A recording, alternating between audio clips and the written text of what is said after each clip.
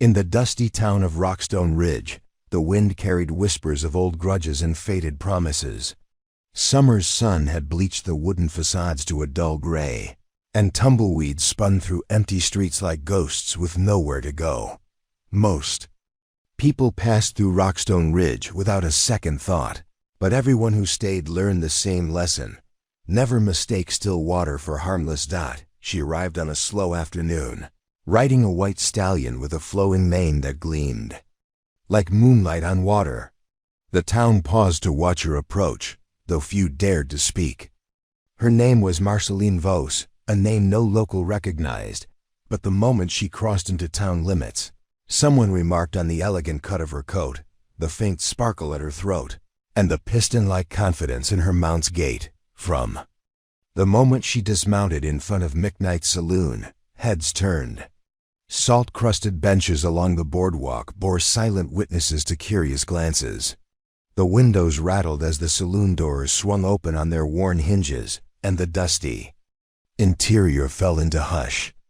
Decked out in a tailored jacket of fine camel's hair and a modest, high-collared blouse, Marceline stepped forward with measured grace, as though she had all the time in the world, and yet minutes seemed to stretch and compress around her. Bartender Gideon Claymore watched her arrival from behind the counter.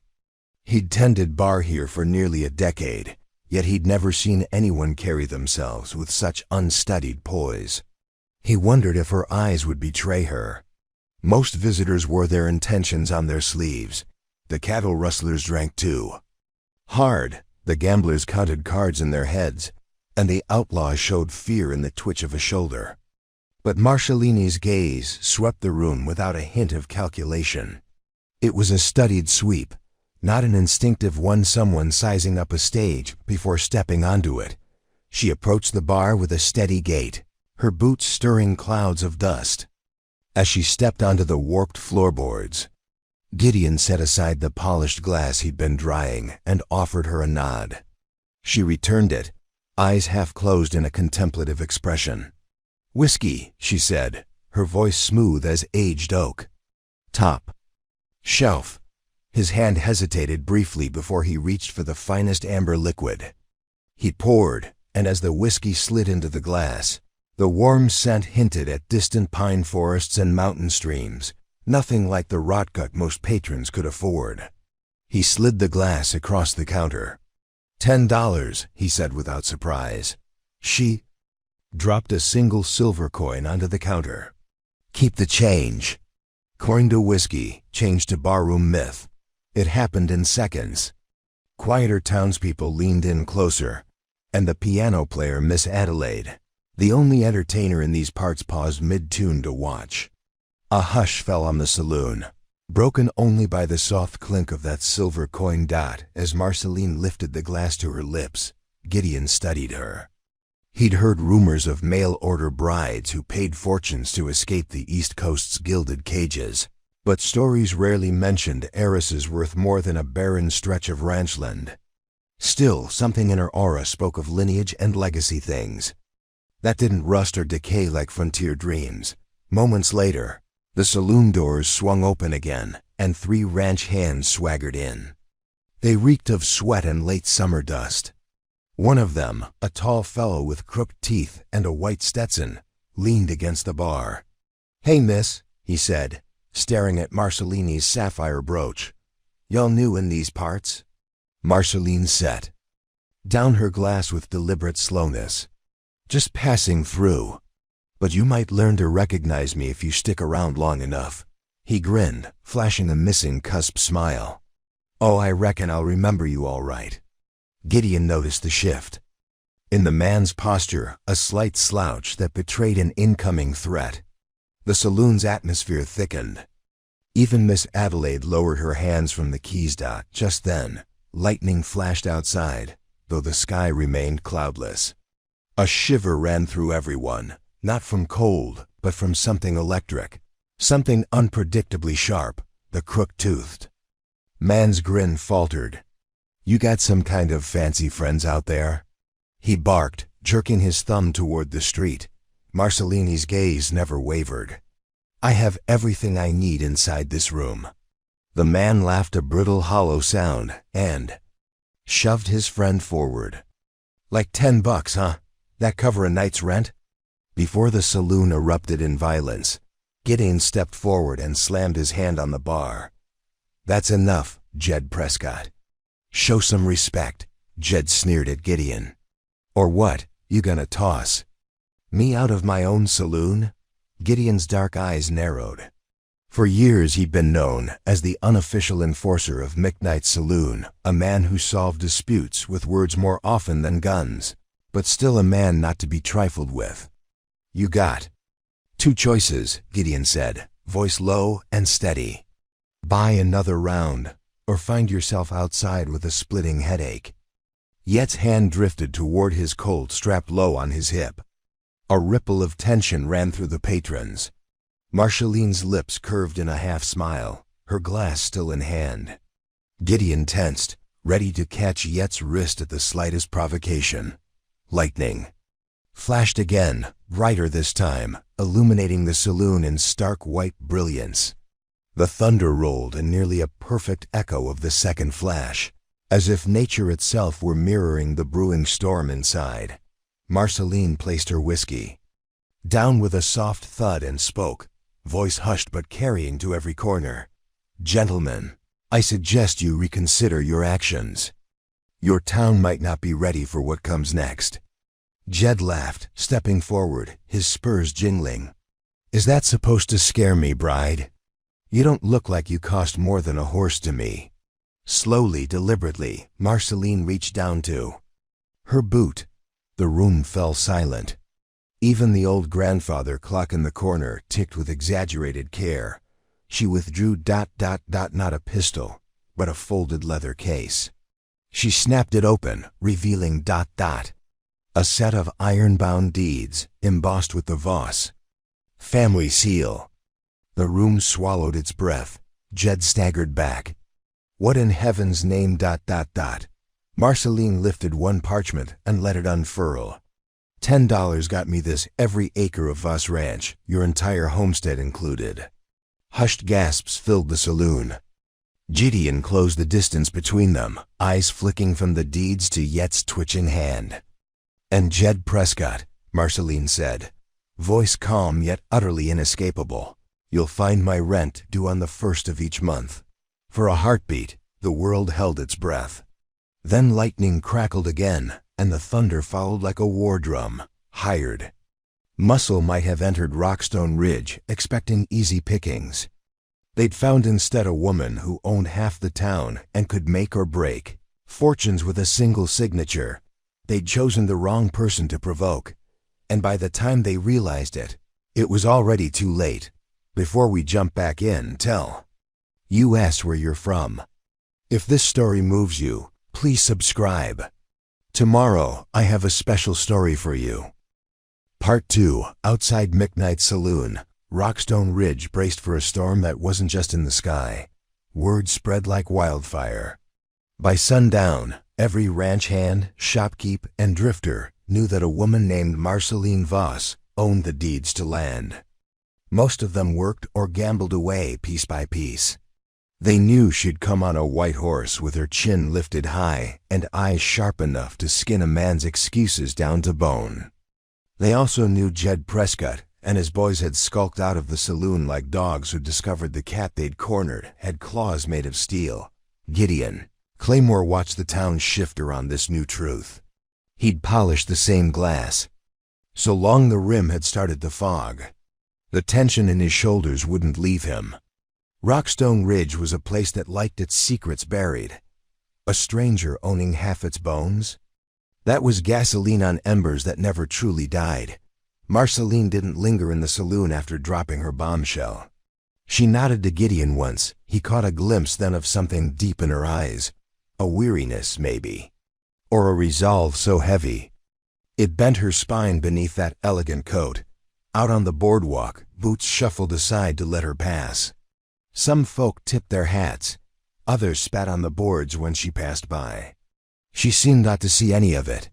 She tied her horse outside the old Rockstone boarding house and slipped through its battered door like smoke curling through a crack.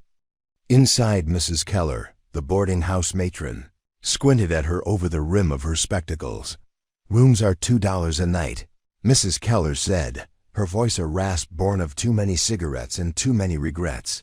Marceline laid a gold coin on the counter. "For a week, with hot baths and privacy." Mrs. Keller's eyes widened just enough to betray surprise. Then she snatched up the coin and gave Marceline the key to the corner room upstairs. "Privacy's hard to come by in this town," she rasped, but the weight of that coin made her bite her tongue before adding more. Upstairs, the corner room was drafty, but Marceline locked the door behind her with fingers that trembled once.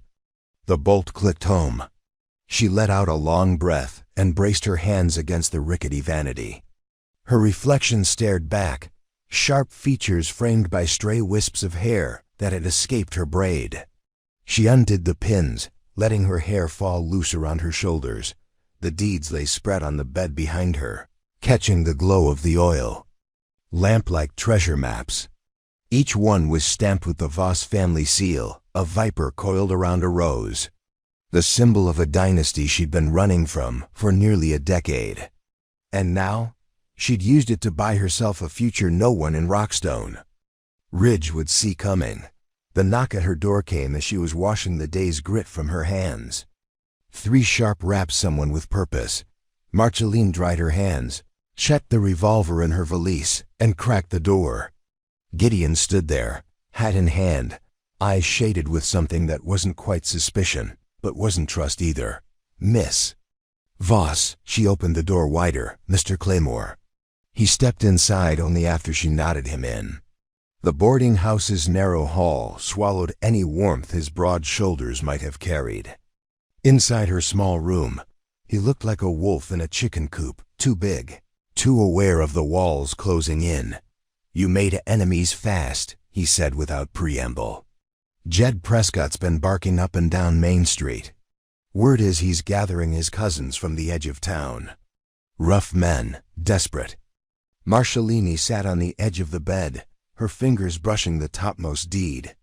"Let him. If the Prescott boys want to test my claim, they'll learn the law favors the one who holds the paper." Gideon tilted his head. "You're banking on the law?" "Here," he barked a humorless laugh. "Rockstone Ridge has as much use for law as a rattler does for boots." Marceline's eyes flicked up to meet his. "That's why I paid $10 more than the land's worth. Paper is only the start. The rest ... double quotes ... is earned," Gideon finished. He leaned against the wall, crossing his arms. "Why here? Of all places, why Rockstone Ridge?" A shadow crossed her face. "Because my father left me nothing but deeds and enemies.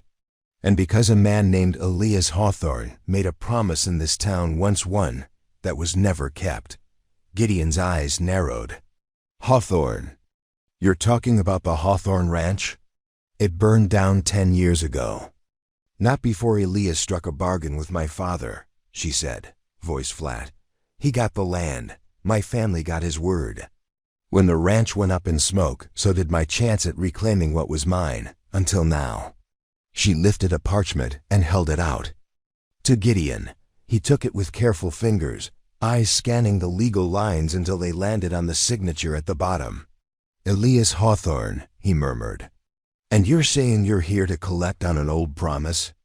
Marceline met his gaze. "I'm here to collect everything. The land, the respect, and the security that comes with being more than just a pretty bride with a fancy name." Gideon looked at her then, really looked, and for the first time, the corner of his mouth twitched upward. "They're not going to let you keep it without a fight." "Let them come," she said. "A fight I can see coming is better than one that sneaks up behind me." They sat in silence for a moment, the wind rattling the window panes. Outside, the boarding house's creaking sign swung like a metronome marking time for old grudges. Gideon straightened. "I'll keep the saloon open tonight. If Prescott tries anything, I'll know." "Why help me?" she asked. "You don't even know me." He tipped his hat back onto his head. "I know enough. You paid $10 for a bride's promise and ended up owning half the valley. That's either the dumbest thing I've ever seen or the smartest." Marcellini's eyes softened. "What do you think it is?"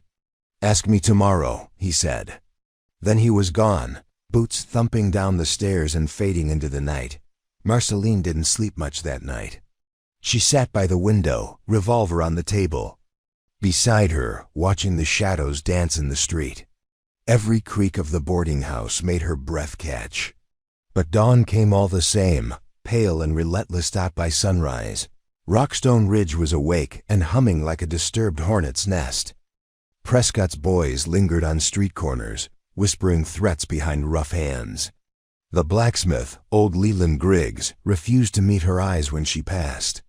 Miss Adelaide, the piano player, simply tipped her head when Marceline entered. McKnight's Saloon. Inside, the saloon was a different world, still dusty, still rough, but changed by the knowledge that its owner wasn't some faceless cattle baron 2 states over. She was here, boots on the floorboards, eyes on every man who so much as sneered in her direction. Doc Gideon gave her a nod from behind the bar. "Word is, the Prescott clan wants a meeting." "Where?" she asked. "Where else?" Gideon smirked.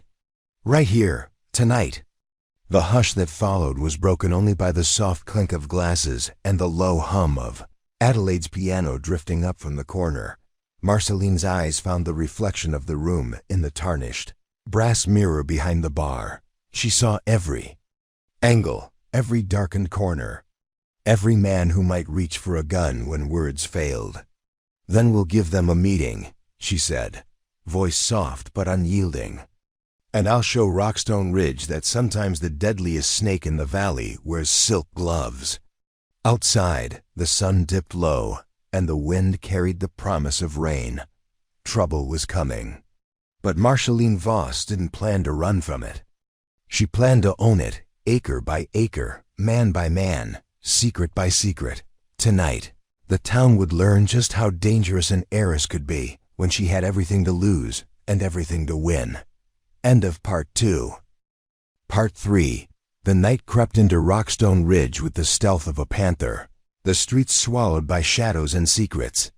Inside McKnight's saloon, lanterns glowed soft and low, casting flickers of gold that danced across whiskey bottles and rough wooden beams. The usual din of laughter and drunken boasts was replaced by something tighter, tenser, a hush that wrapped around the piano's lonely notes like a funeral shroud. Marceline Voss sat in a corner booth, spine straight, eyes steady, a glass of untouched whiskey before her. She wore no jewelry tonight, no sapphire brooch to catch the lamplight, no polished boots to draw the eye. Instead, she looked like she belonged here, like she'd never known the silk halls of her family's eastern estate. But the room knew. Better, they felt it in the way she looked at them, like she owned every nail in these floorboards and every acre beyond. Gideon Claymore moved behind the bar with practiced ease, polishing glasses that didn't need polishing. He'd given up, trying to talk her out of this. He knew the look in her eyes, stone-cold resolve that wouldn't be shaken by words alone. Near the entrance, Jed Prescott and his kin drifted in, 2 at a time, boots crunching grit and sawdust. Their eyes glimmered with the false confidence of men who thought numbers equaled power. They didn't see what Gideon saw, that the woman in the corner was 10 times more dangerous than their pistols. Jed strode forward, heavy boots thumping. He stopped at Marceline's table, tipping his hat with mock courtesy. Miss Voss, she didn't stand, didn't move. Just tilted her head slightly. Mr. Prescott. Gideon watched the exchange, his hands drying the same glass over and over. The piano player, Adelaide, paused mid-tune, then shifted to a low, mournful piece that hummed through the room like a distant warning. Jed looked around, gesturing at the empty chairs. "You mind?" Marceline gestured to the seats like a queen. To her subjects. Yet's boys shuffled closer, filling in the gaps like wolves circling a stag. One leaned too close, his breath sour with cheap gin. Marceline didn't flinch. "Let's talk plain. Jed said, resting his elbows on the table. You might have those fancy deeds, but the land don't mean nothing if you can't keep it. Folks round here, they're loyal to family. They know the Prescotts. They don't know you. Marceline traced the rim of her glass with one finger. Yet, Jed snorted. Yet, he mocked. Lady, you bought paper. You didn't buy us. And you sure as hell didn't buy the land under our boots. Marcelini's eyes met his. Did you read the deeds? Jed sneered. Don't need. 2. They're worthless without the people to work the land. Her voice dropped so low that Gideon had to lean in to catch it. Then I suppose you'll have to decide what you want more, your name on a patch of dirt or your neck unbroken. Silence fell like an anvil. Yet's smile faltered, just for a heartbeat. Then he barked a laugh. Big words for a fancy bride. Marceline lifted her glass but didn't drink. Do you know why I came here, Mr. Prescott? Why I bought out the land under your rotting homesteads? Yet's eyes flicked around, gauging his boy's expressions. Some looked uneasy. They'd expected a trembling debutante, not a viper in velvet. She set her glass down. My father used to say, paper is only worthless to men who can't read. I read every line of these deeds. I know every water right, every grazing line, every fence post. I know the droughts that are coming, the cattle prices that'll sink before next spring, the railway survey that'll come through these hills before you can blink. She leaned in. I know that when that iron line comes through, the man or woman who owns the grazing land owns the fortunes of every man who calls this valley home. And I know that you, Jed Prescott, would rather burn this town to ash than see a woman in charge of your future. Yet's hand twitched near his holster. Gideon stiffened behind the bar. Marcelini didn't blink. So go on, Jed, draw, show. These good men and women what you really are, a coward who hides behind cousins and bad whiskey. Or, she leaned back, voice silk wrapped around steel. You can stand with me. Work your land, pay your rent. And when the railway comes, you'll be richer than you ever dreamed. The saloon held its breath. Even the piano fell silent. Yet's lip curled. You think you've got us by the throat? No, she said simply. I think you've got yourselves there. A bark of laughter escaped one of Yet's boys, then another. The tension cracked like ice under a spring sun. But the laughter died when Marceline reached into her coat and drew out a small folded document. She slid it across the table. Jed stared at it, then looked at her. What's this? A contract, she said. Fair wages for every hand that works the Voss lands. Profits shared. A cut for you and your kin if you're willing to put pride aside and act like men instead of rabid dogs. Gideon let out the breath he'd been holding. Jed didn't touch the paper. His eyes flicked to each of his boys. Some stared at the contract like it was a miracle. Others stared at Marceline like she'd grown horns. You're bluffing, Jed said. No woman does this for men like us. Marceline's gaze turned cold enough to freeze whiskey. Read it, or don't. But tomorrow I'll ride to the next ranch, and the next, and the next. And I'll keep riding until every man in Rockstone Ridge knows he can be part of what's coming, or he can be left behind. You're not the only wolves in this valley, Jed Prescott. You're just the loudest. Yet's mouth worked, but no words came. The saloon door creaked open. All eyes turned. Sheriff Beaumont stepped in, boots dripping from the sudden rain outside. His eyes took in the scene in a heartbeat. Evening, folks, the sheriff drawled. He was an aging man with a badge that looked more like a keepsake than authority. Something I should know about? Jed snapped his jaw shut and sat back. Just a friendly business meeting, Sheriff. Marceline lifted her glass in a mock toast. Business is good. Beaumont's eyes lingered on the folded contract. He tipped his hat, but his voice carried a warning as he looked at Yet's gun hand. Best keep your business peaceful, Prescott. You know how my nerves are these days. Jed stood so fast his chair skidded across the floor. He jabbed a finger at Marcellini. "This ain't over." She didn't flinch. "No, Mr. Prescott. It's only just begun." Jed and his boys stalked out, their boots leaving muddy prints on the saloon's warped floorboards. Thunder rumbled low, echoing down Main Street like a promise. Gideon set the glass down and poured himself a shot. "You just declared war." Marcellini met his eyes in the brass mirror. "No, Mr. Claymore. I just declared ownership." She stood, gathered the contract, and slid it into her pocket. As she turned to leave, Gideon caught her sleeve. "They'll come for you, not just Prescott. There's men in this town who don't want change. Not from you, not from anyone." Marceline pulled free. "Then they'll find I've got more than paper backing me." "Like what?" Gideon called after her. She paused in the doorway. Rain slashed the boardwalk behind her, thunder rolling closer now. "Like me." And then she was gone, swallowed by the storm. Gideon watched her vanish into the rain. He raised his glass to the empty saloon. "God help us all." The piano player picked up a new tune, something sad, something stubbornly hopeful, and the wind howled like a ghost through Rockstone. Ridge. Tomorrow would be a new day. But tonight, the war for the valley had begun, and everyone in town knew it. Part 4. The rain didn't let up all night. By dawn, Rockstone Ridge was thick with mud and rumor. Word traveled fast. Marceline Voss had stood her ground against Jed Prescott and his cousins, and she hadn't flinched. Men who'd never paid a dime in rent were now studying her signature on a contract they never expected to see. Some spat her name like poison. Others murmured it like a prayer for something better than dust and drought. At the boarding house, Mrs. Keller knocked on Marceline's door before sunrise. She held a letter, the envelope damp from the storm.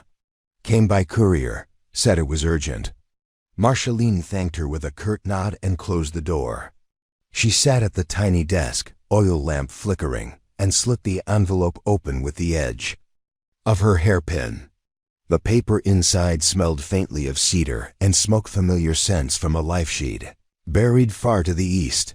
The letter was from her mother's solicitor. More debts, more demands, more claws reaching from the grave to drag her back into the snake pit of family intrigue. But beneath the legal posturing, one line made her breath catch. "Elias Hawthorne's will has been reopened." Elias Hawthorne, the man who'd promised her father safe passage into this valley. The man whose handshake had bought 10 years of bad blood and back taxes. And now someone had poked that old wound, hoping it would bleed just enough to drown her claim. She folded the letter carefully, tucking it inside her valise. She'd learned the hard way that secrets were worth more than silver when used at the right moment. And this was a secret that could shift the whole town's balance of power if she played it right. By noon, Marceline was back in McKnight's saloon. The rain had eased to a drizzle that did little to wash away the tension in the muddy street. Inside, Gideon Claymore was counting his coins, but his eyes tracked her as she crossed the room. "You look like you didn't sleep a wink," he said. She ignored the jab. "Where's Sheriff Beaumont?"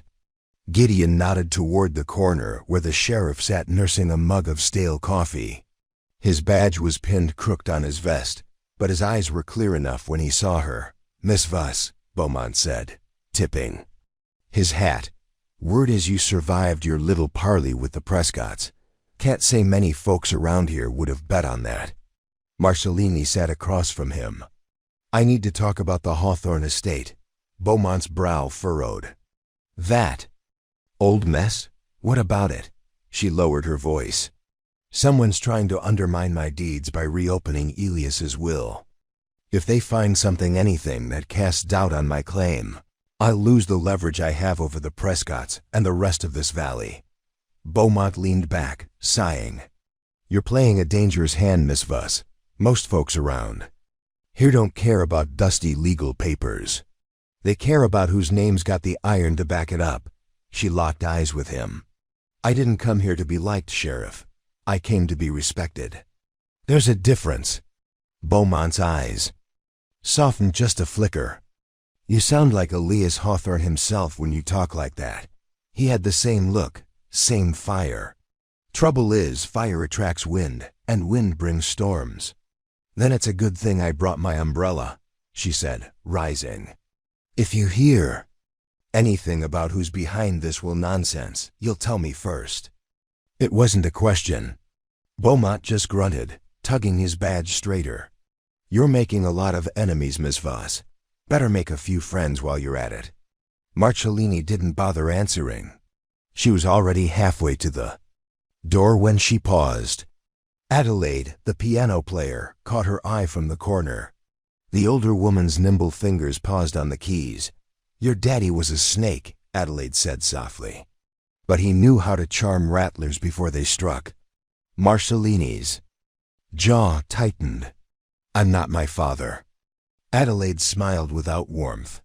That's what I'm counting on, dear. Outside, the drizzle had turned to mist, wrapping Rockstone Ridge in a ghostly haze. Marcellini pulled her coat tighter and crossed the street to the general store. If she was going to stand her ground, she needed more than contracts and old paper. She needed to know who would bleed for her when the knives came out. Inside Griggs's general store, the bell above the door jangled like an alarm. Leland Griggs, the wiry old storekeep, looked up from weighing flour sacks. Miss Voss, said voice tight, I heard about your, new arrangements with the Prescotts. Marceline lifted her chin. You'll honor my prices on feed and supplies. No more special discounts for the Prescott clan. Griggs barked a humorless laugh. You got iron to enforce that? She didn't blink. I've got contracts and the law. He shook his head. Contracts don't stop bullets, girl. Law don't either, not when the wrong folks hold the guns. Marcellini leaned across the counter. Do you really want the Prescotts in charge when the railway survey comes through? You think they'll cut you in on the new money? Or bleed you dry and laugh while they're doing it? Griggs swallowed, his Adam's apple bobbing. So what's your play? Marcellini pulled a folded parchment from her coat and laid it flat. A co-op. All the shopkeepers. We share costs when the railway comes. We stand together, or we go under one by one. Griggs squinted at the fine print. This is Hawthorne's idea all over again. Tried it once. Burned him for it.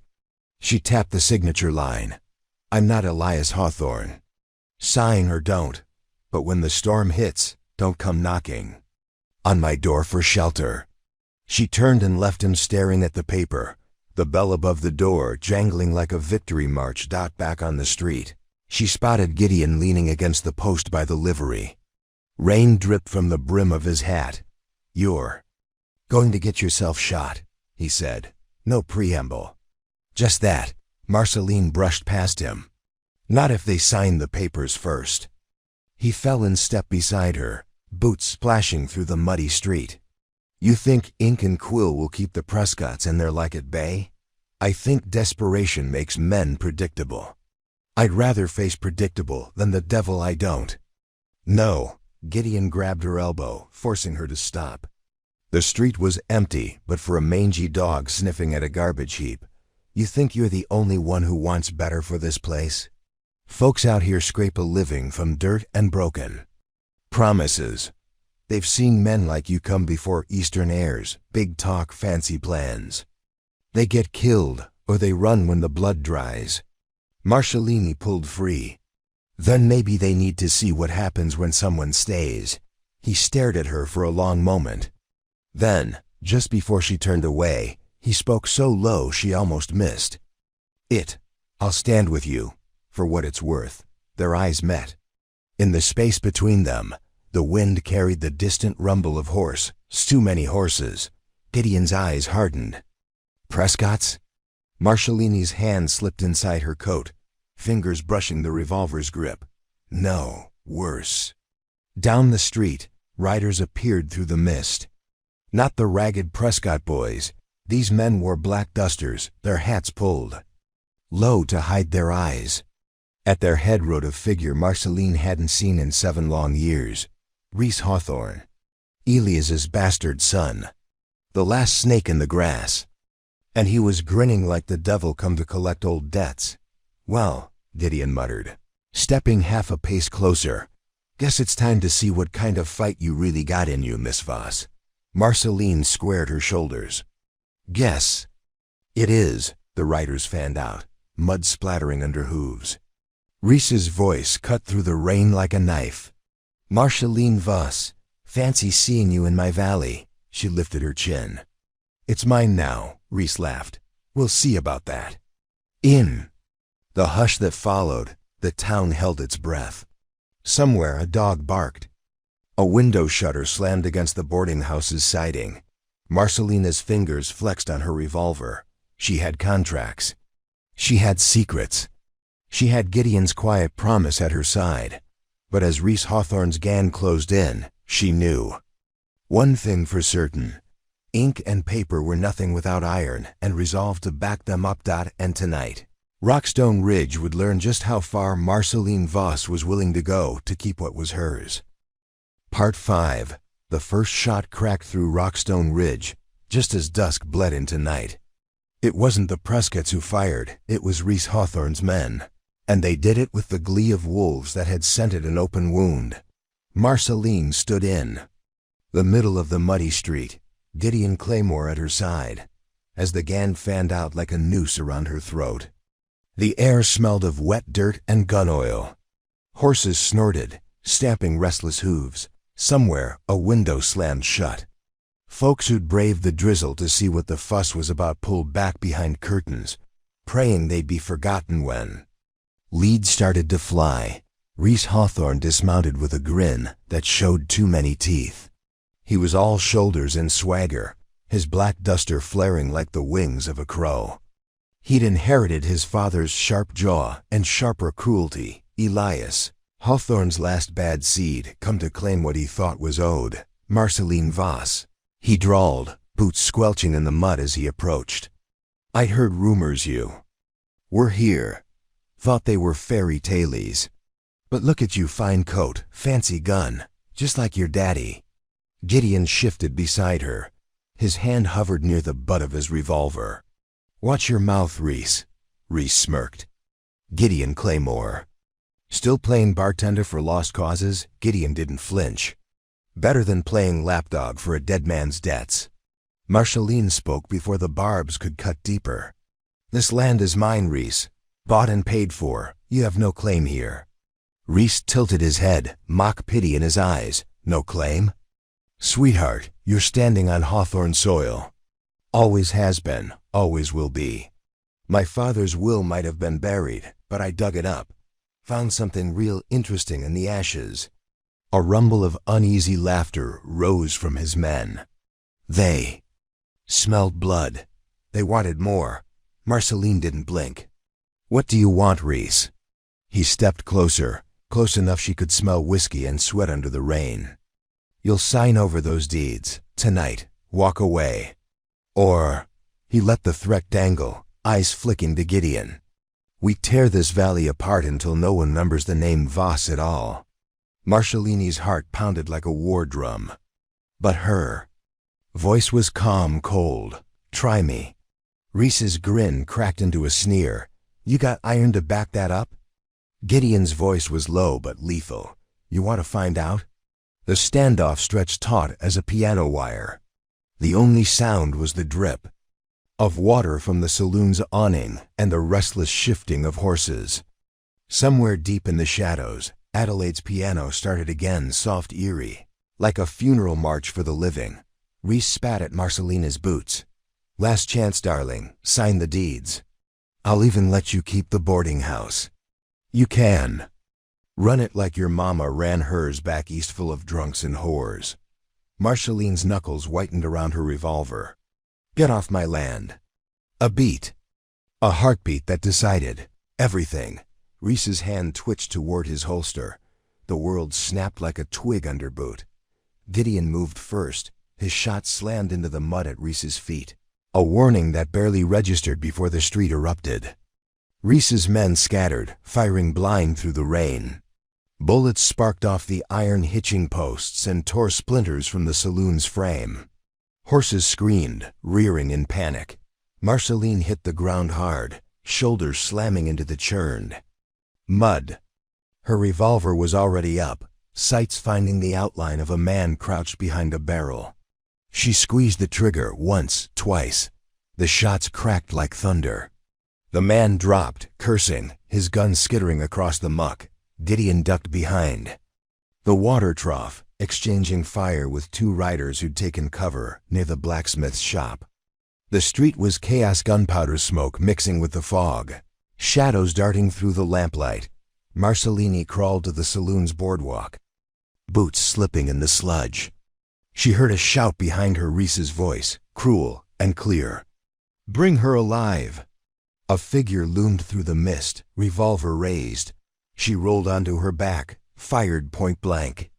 The man fell face first into the mud, his hat floating like a ghost on the water dot inside the saloon. The few patrons who hadn't fled flipped tables and ducked behind the bar. Adelaide kept playing, fingers steady on the keys as bullets punched holes in the walls around her. The song sounded like thunder, wrapped in velvet fear and defiance in every note. Marceline reached the doorway just as Gideon slammed against it, breathing hard. A graze bled through his sleeve. "They're pushing toward the boarding house," he rasped. "They want to trap you inside."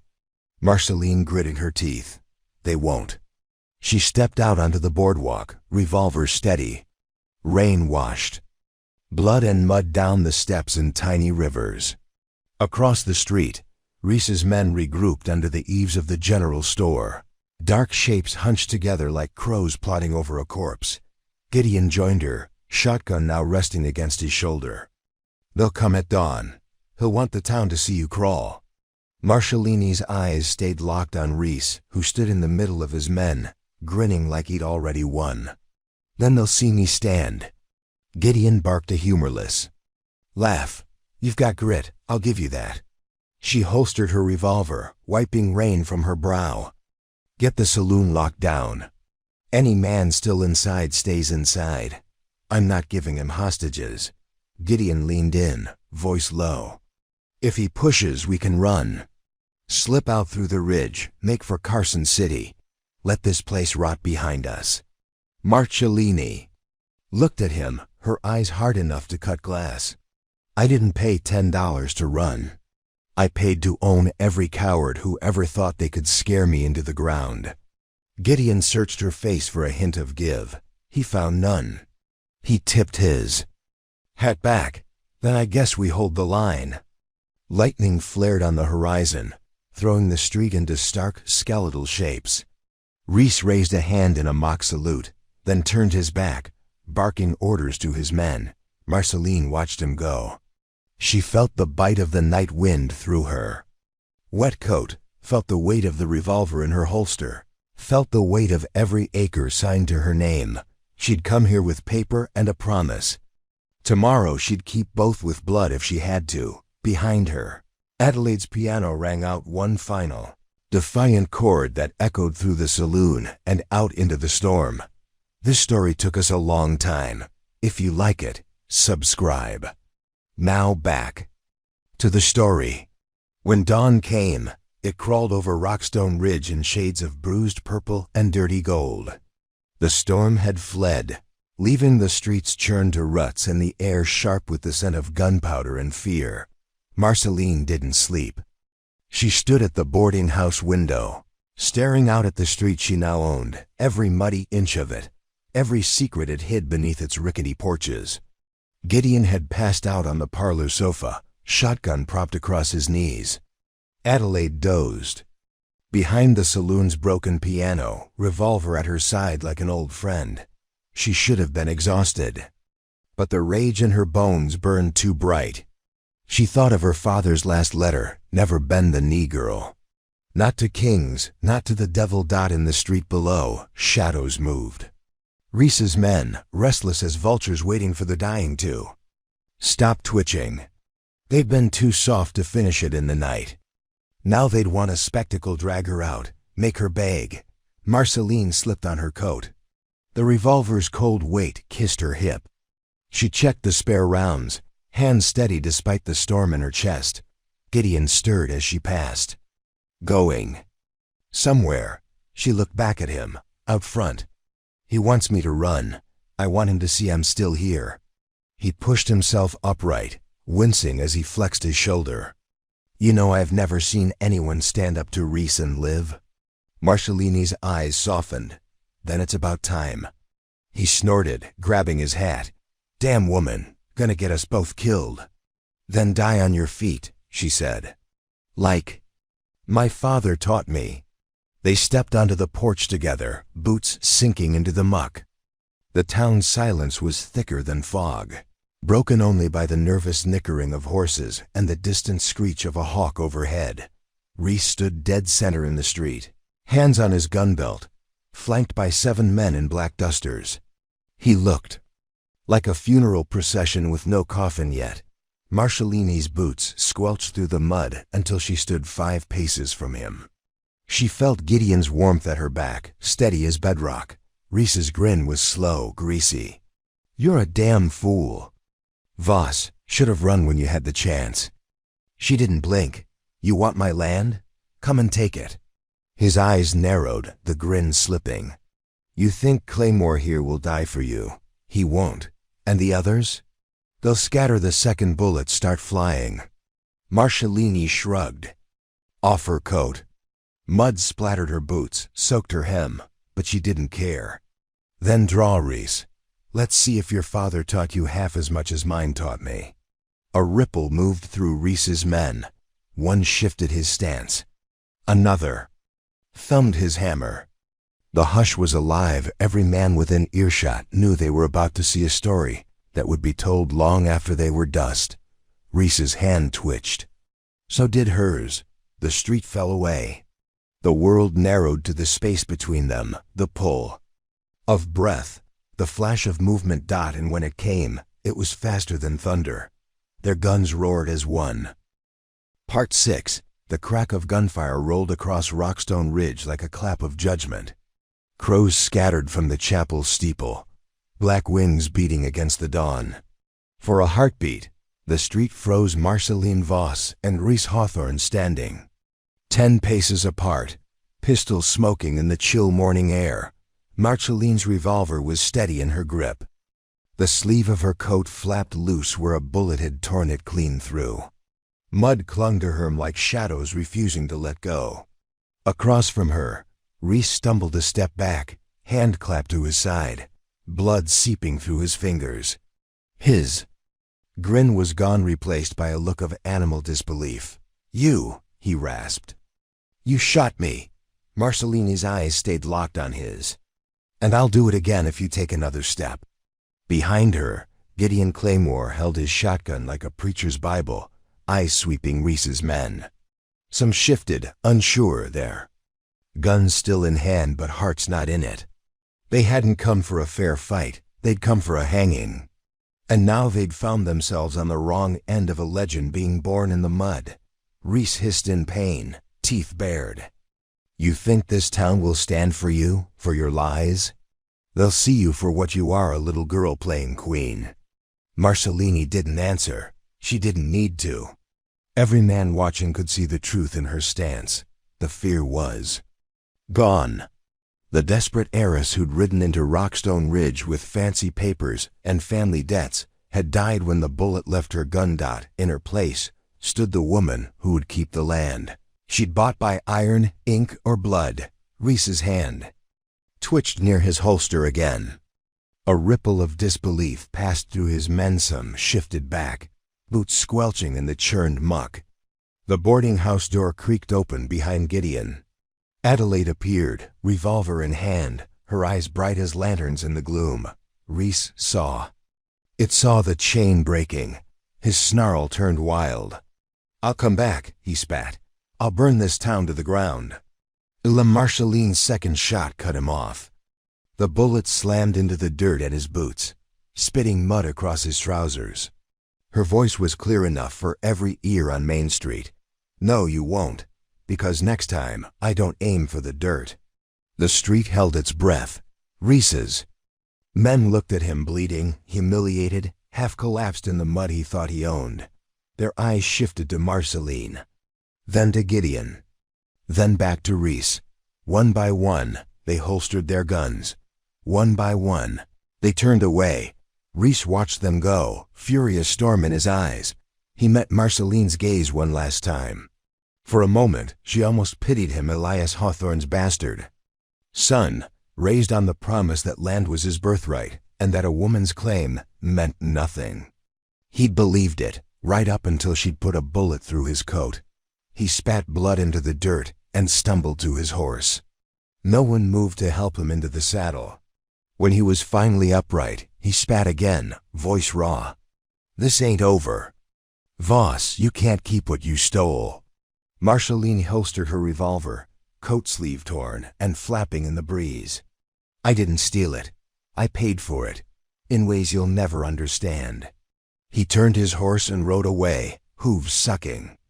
At the muddy road, his silhouette disappeared into the mist rising from the valley's lowlands. Another ghost added to Rockstone Ridge's long memory. Gideon lowered his shotgun. "I half expected you to put that last bullet in his heart." Marceline's shoulders sagged as the fight drained from her bones. Killing him would have made him a martyr. Let him live. Let them all see what a broken man looks like when he rides away. Adelaide stepped forward, revolver tucked back into her apron. "Town'll talk about this for years.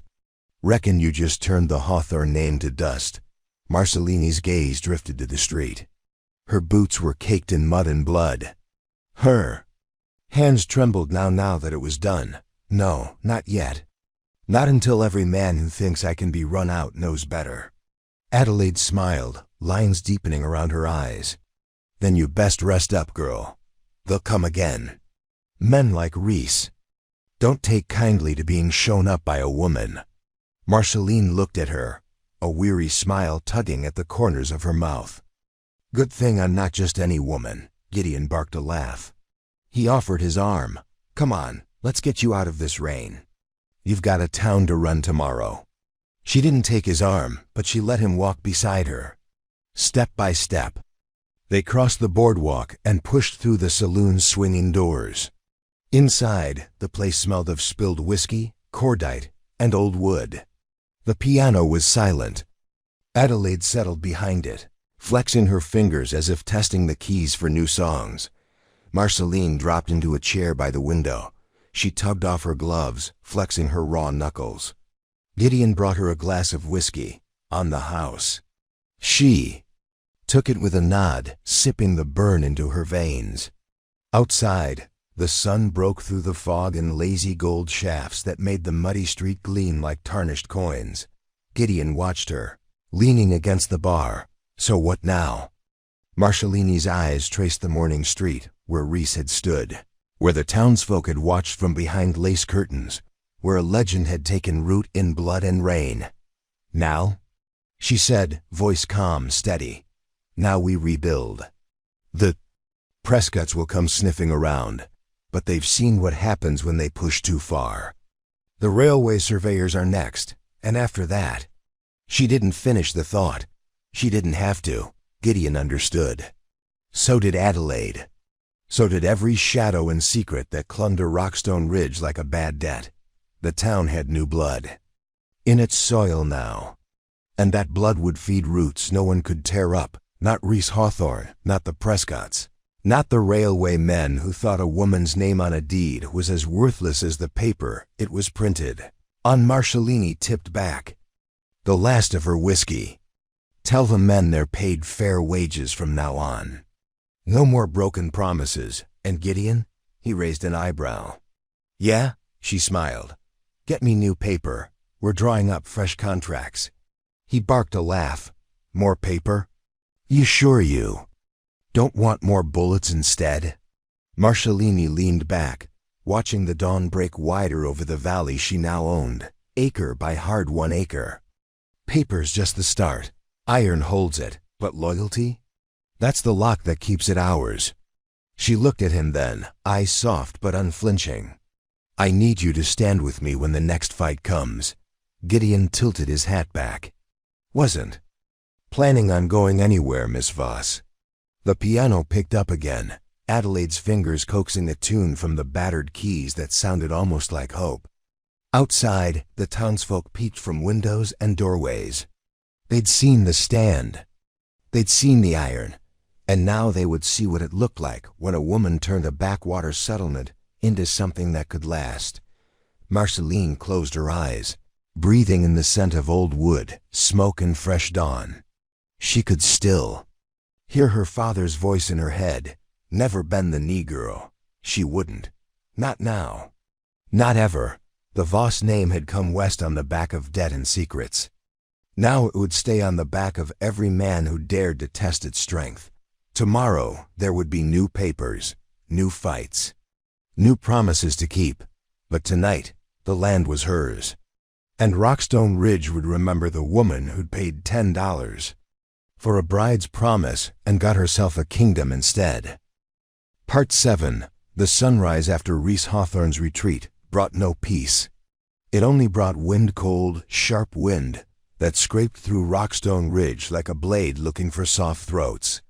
The town wore its hush like a cloak. Doors stayed bolted. Curtains barely twitched. But Marceline Voss felt every eye that watched her when she stepped into the street. The boarding house porch creaked under her boots. She stood there for a breath, breathing the frost off the new day. Her coat was patched where Reese's bullet had torn it.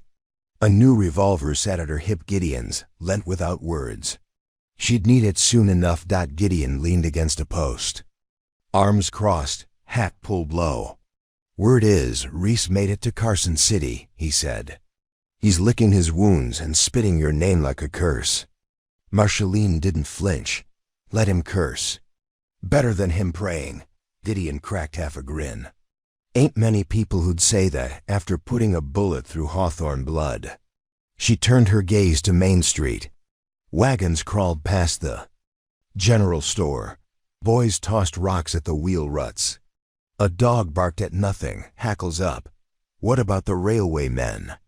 she asked. Gideon's grin faded. "They rolled in just before dawn.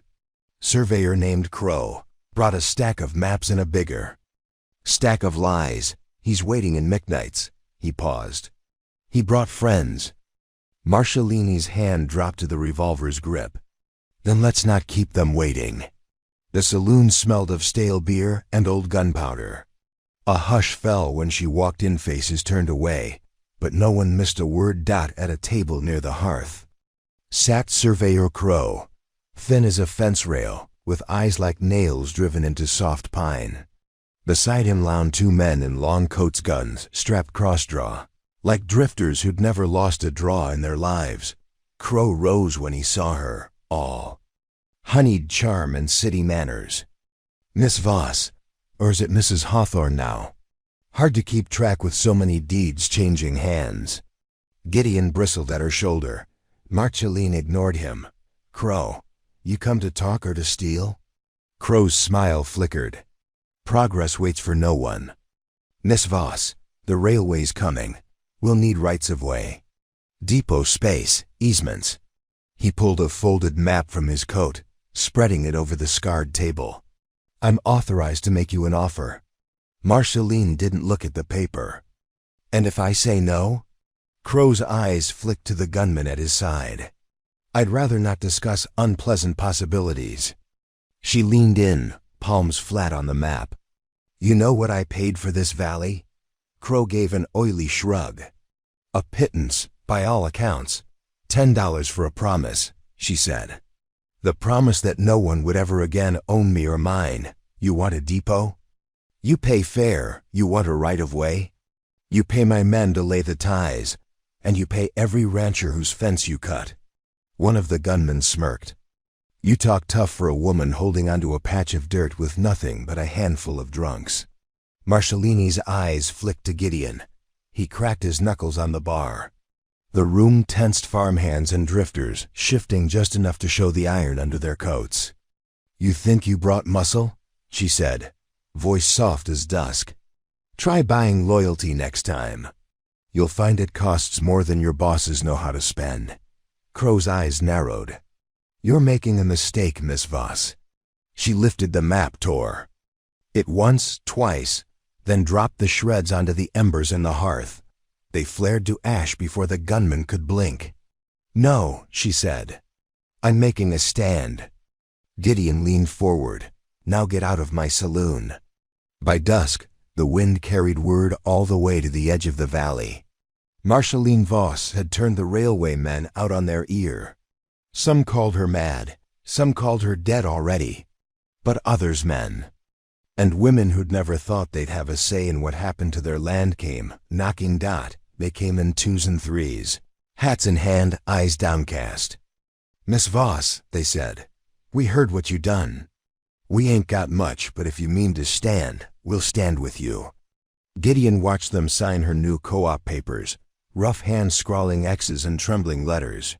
He watched her stand there, nodding, her smile thin but real. It reminded him of something Doc Green once said, hope's just another word for fight you haven't lost yet. That night, she sat alone in her corner room at the boarding house. The deeds were spread on the bed, the ink still drying on new contracts. She could feel the ghost of her father's voice behind her ear. Promise is only as good as the iron to hold it. A soft knock rapped at her door. Gideon stepped in, a bottle in one hand. Brought something to burn the edge off. She arched an eyebrow. You think I need whiskey? He shrugged, dropping into the rickety chair. I think you need to remember what you're fighting for. She didn't reach for the glass he poured. Instead, she traced her finger over the hawthorn seal pressed into the oldest deed. You ever think about leaving? He grunted. Every day. And every day I remember this place is the only thing worth staying for. You think I'm making it worse? He leaned forward, elbows on his knees. I think you're giving them something to believe in. That scares the hell out of men like Crow, men like Reese. Marceline's eyes stayed fixed on the papers. I can't buy everyone. No, he agreed. But you can show him you won't sell him out. That's worth more than silver. She lifted the glass at last. The whiskey burned all the way down. It didn't warm her, but it steadied her. Outside, the wind rattled the boarding house windows like a warning. Gideon's boots creaked as he rose. Get some sleep, Marceline. You'll need it. She didn't answer until he reached the door. Gideon. He turned back. Thank you. His grin was crooked, tired. Ain't done yet, Miss Voss. Ain't done yet. She slept with her revolver on the knitstand and her boots by the bed. Sometime before dawn, thunder cracked far off like a reminder that storms never truly pass in Rockstone Ridge. They just wait, and so did she. Part 8. Marcellini woke before the sun. The wind had gone still for once, but the hush that came with it felt like the moment before a match strike quiet. Tense, waiting for Flame Dot, she dressed by lamplight, buckling Gideon's revolver at her hip. In the mirror above the warped dresser, her reflection was sharper than she remembered, hair pulled back tight, eyes flinty as the iron on her belt. The heiress who'd stepped off the stagecoach with dust on her hem and hope in her throat was gone. The woman staring back at her was something else entirely. Downstairs, the boarding house was empty, but for Mrs. Keller fussing with the stove. She stopped when she saw Marcellini. Heard some fool's been asking after you. Tall black hat, thin as a fence post. Didn't give his name. Marceline didn't flinch. If he comes back, you send him to the saloon, and keep the door locked. Mrs. Keller's eyes flicked to the gun at Marcellini's hip. You're stirring up hornets, girl. They'll come for blood sooner or later. Marceline just nodded, pushing through the door into the pale dawn. Then I'll give him something to choke on. She found Gideon at McKnight's, boots propped. On a barrel out front, shotgun across his knees. He was chewing a matchstick, watching the street like it owed him a debt. Morning, he drawled. Marceline stepped onto the boardwalk. Anything? He flicked the matchstick onto the dirt. Crow's men are stirring. Rumor is they've hired out-of-town muscle. Not Prescott trash real mercenaries. Her jaw tightened. How many? Enough to make you wish you'd stayed east. She ignored that. What about Reese? Gone to ground. But you know snakes, they burrow deep when the cold comes. He'll crawl out again.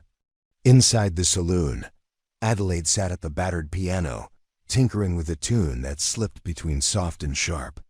She watched Marcellini through the dusty mirror behind the bar. You ever sleep, Miss Voss? She asked. Marceline slipped onto a stool, elbows on the scarred wood. When this valley's mine for good, I'll sleep a week. Adelaide's laugh was dry as a rattler's hiss. And when's that, you think? Marcellini didn't answer. She turned her eyes to the big map nailed to the saloon's wall. Every deed marked. Every fence line inked like veins. By midday, the street was alive with whispers. Ranch hands came and went, eyes flicking to her as they signed new co-op papers. Gideon kept watch from the bar.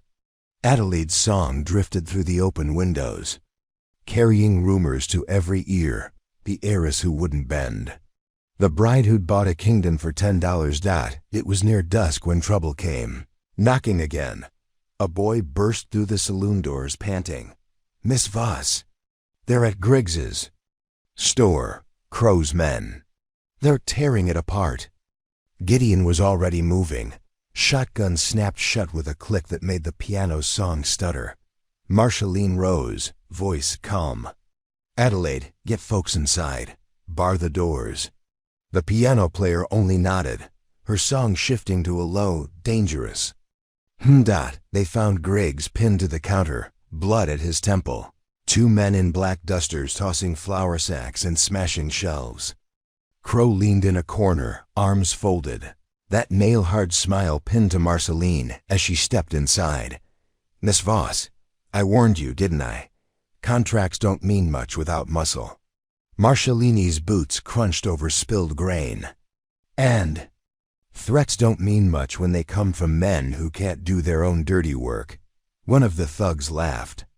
Maybe we'll do more than just smash up your store next time, old man.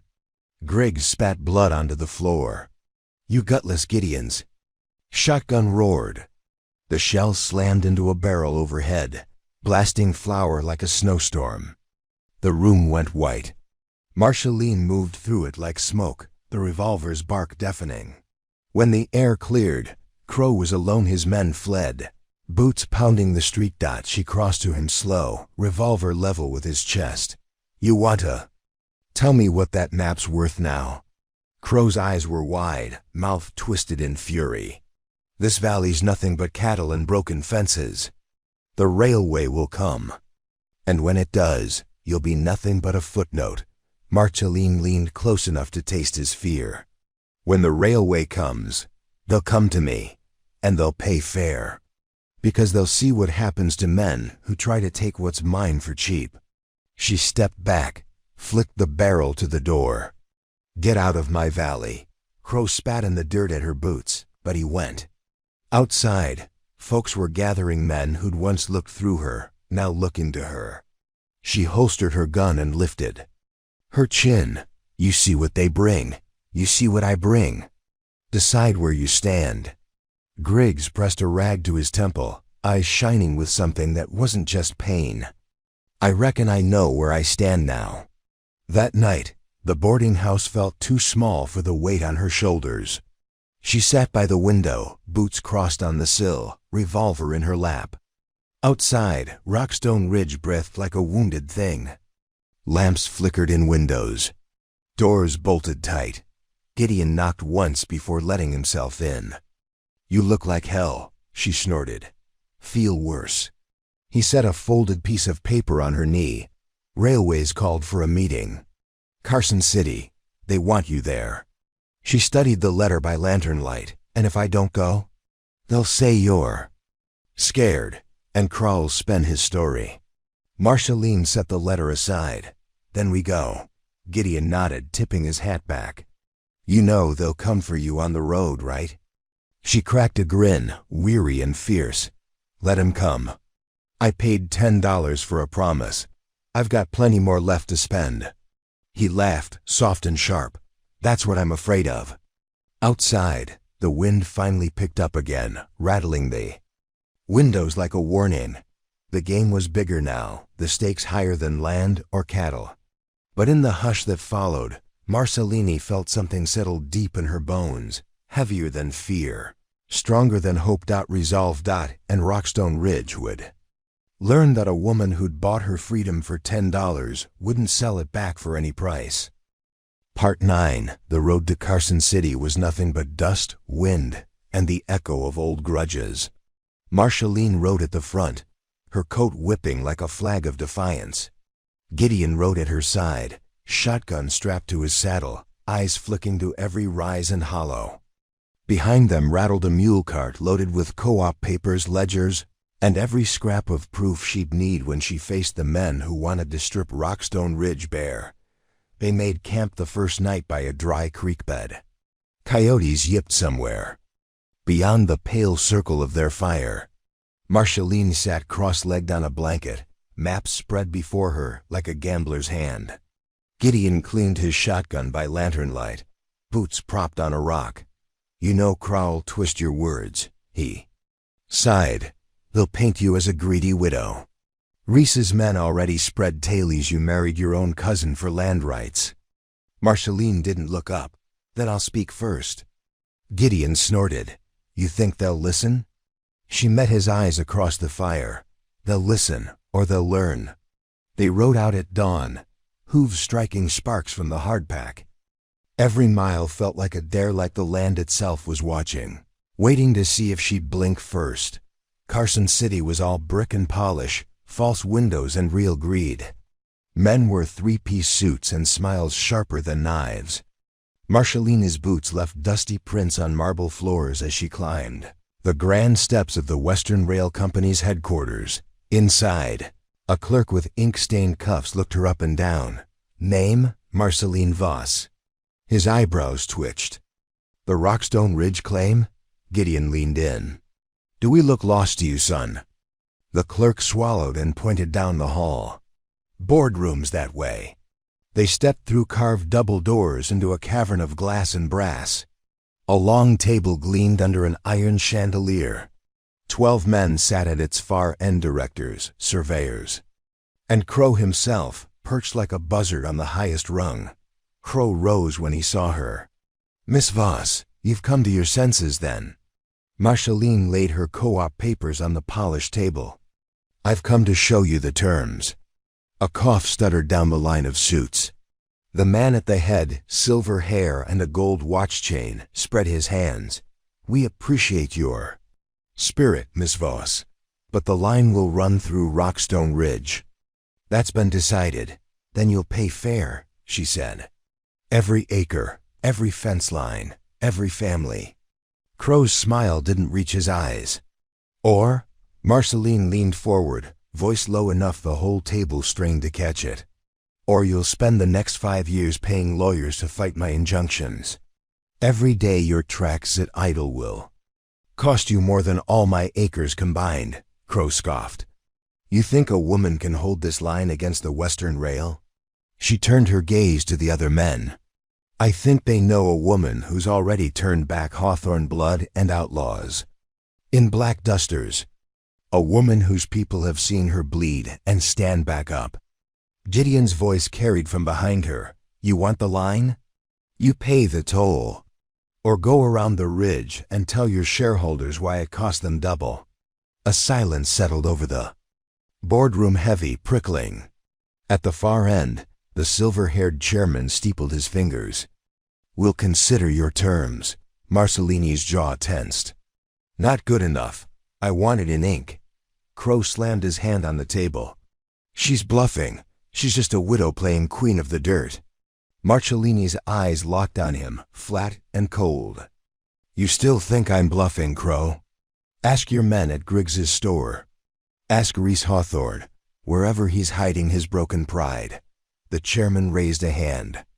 Enough. We'll draft an agreement by sundown. His eyes flicked to Crow. See that it's fair. Then, to Marcellini, Miss Voss, you may wait outside. She gathered her papers, turned on her heel. Gideon fell in step, his smirk hidden under the brim of his hat. They waited in the marble lobby for hours, eyes on the tall windows as dusk bled over the city. Men passed by, boots clicking, hats doffed in surprise. The stories had run ahead.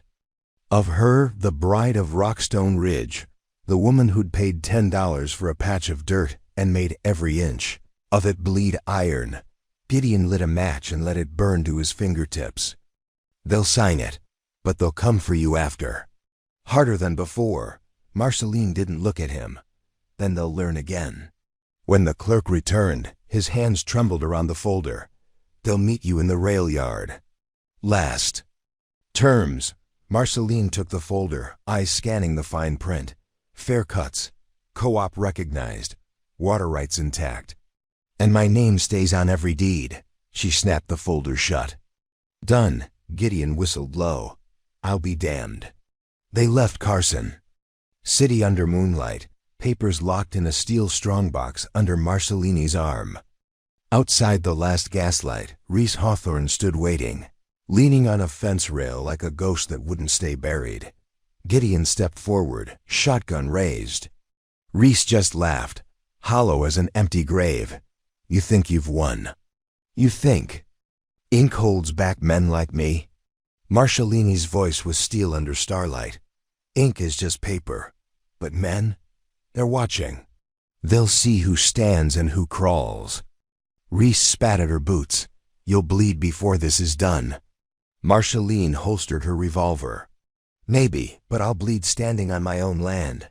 When he lunged, Gideon's shotgun snapped up.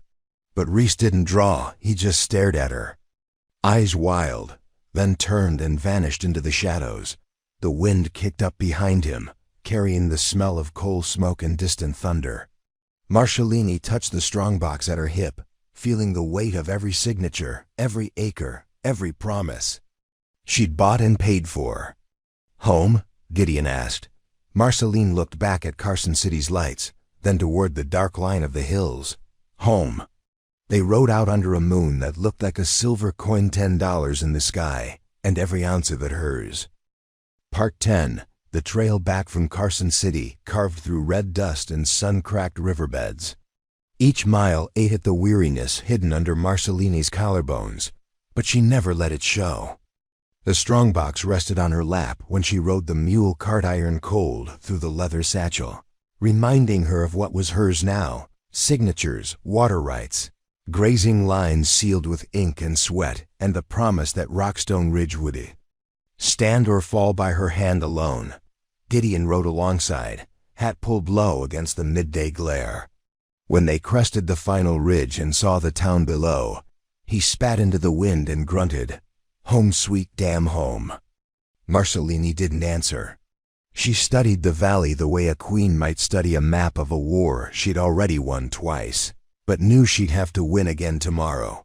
They hitched the mules at McKnight's saloon just as the sun dipped behind the black teeth of the ridgeline. The street smelled of dust and distant rain threats, half promises. Adelaide sat inside at the piano, plucking a new tune that fell like slow rain against the hush of a listening crowd. She looked up when Marcelini walked in, one eyebrow lifting. So, Marceline laid the strongbox on the bar, signed. Every last mile of track, they lay cuts apiece for every family here. Fair wages, co-op recognized, my name untouched. Adelaide snorted, her fingers never missing a note. You think that paper's enough to keep their knives sheathed? Marceline looked around the saloon faces roughened by wind and work, eyes sharp as flint, but softer than she remembered. No, but it'll buy time. And time's how you grow roots deep enough that even men like Crow and Reese can't pull you out. Gideon eased onto a stool, shotgun propped across his knees. Word as Reese's crawled off to Cedar Hollow. Broke, drunk, half his men gone. He'll come back though. Snakes always do. Marceline unsnapped the strongbox and flipped the lid, letting the lamplight catch the neat rows of signed contracts and company seals. Let him. I'm tired of hunting ghosts. If he wants to stand in daylight, he can, but he'll bleed for it. Her voice cracked like a whip. "Anyone who stands with him will bleed too." A murmur rippled through the saloon low, uneasy but not frightened. Gideon knocked back a shot and leaned close. "And what about the men who stand with you?" Marshalini's eyes met his in the tarnished mirror behind the bar. "They'll eat. They'll own the dirt under their boots. They'll sleep knowing no man can sign it away for them." 2 days later, the first survey flags went up. Railmen hammered stakes into dry ground, marking the line that would bind Rockstone Ridge to every depot and stockyard from here to the Colorado border. Some folks cheered when the whistle sounded. Some shut their windows and prayed the devil in iron and coal would pass them by. Marceline didn't flinch when Crow returned. He rode into town in a shiny buggy, suit crisp as fresh linen, eyes hidden behind mirrored spectacles that reflected her shape back at her small, stubborn, unstoppable. He stepped onto the boarding house porch, tipping his hat in mock politeness. Miss Voss brought the final filings, just routine. He tapped the folded papers against his palm. "And a word of caution. You keep stirring up the men in Cedar Hollow, you'll find more than Reese waiting when the sun goes down." Marshalini leaned against the porch rail, one boot crossed over the other. "You think I'm scared of your Hollow boys? I've seen what they do in daylight. They crawl back to you in the dark because you promise them silver and don't care where the blood falls." Crow's grin never touched his eyes. "Blood's easy to wash away when you own the well." She stepped closer, close enough he had to look up from his script. "So own it then. Take your chance. But when you miss, you won't be crawling back to Carson City with your tail tucked. You'll be buried right here under the roots I'm planting." She flicked the papers from his hand with 2 fingers. "Now get off my porch." The boarding house door creaked open behind her. Mrs. Keller, flower on her apron, shotgun across her arms like a baby. Crow glanced at her, then back at Marcelini. He dipped his hat, turned, and vanished back into the buggy's shadows. "Mrs. Keller snorted. "He'll come back." Marceline nodded. "Good. I'm tired of waiting for his kind in the dark." They met that night at McKnight's, the first town meeting called by a woman since the day Elias Hawthorne first claimed the ridge for cattle and greed. Miners, ranchers, storekeeps, they crammed shoulder to shoulder under the lamplight, the hum of worry thicker than the wood smoke drifting from Adelaide's corner. Piano. Gideon called the hush with a single stomp of his boot. "Listen up." Marceline stepped forward. The saloon fell to a hush so complete, the piano fell silent mid-chord. "I didn't buy this land to run it like a king.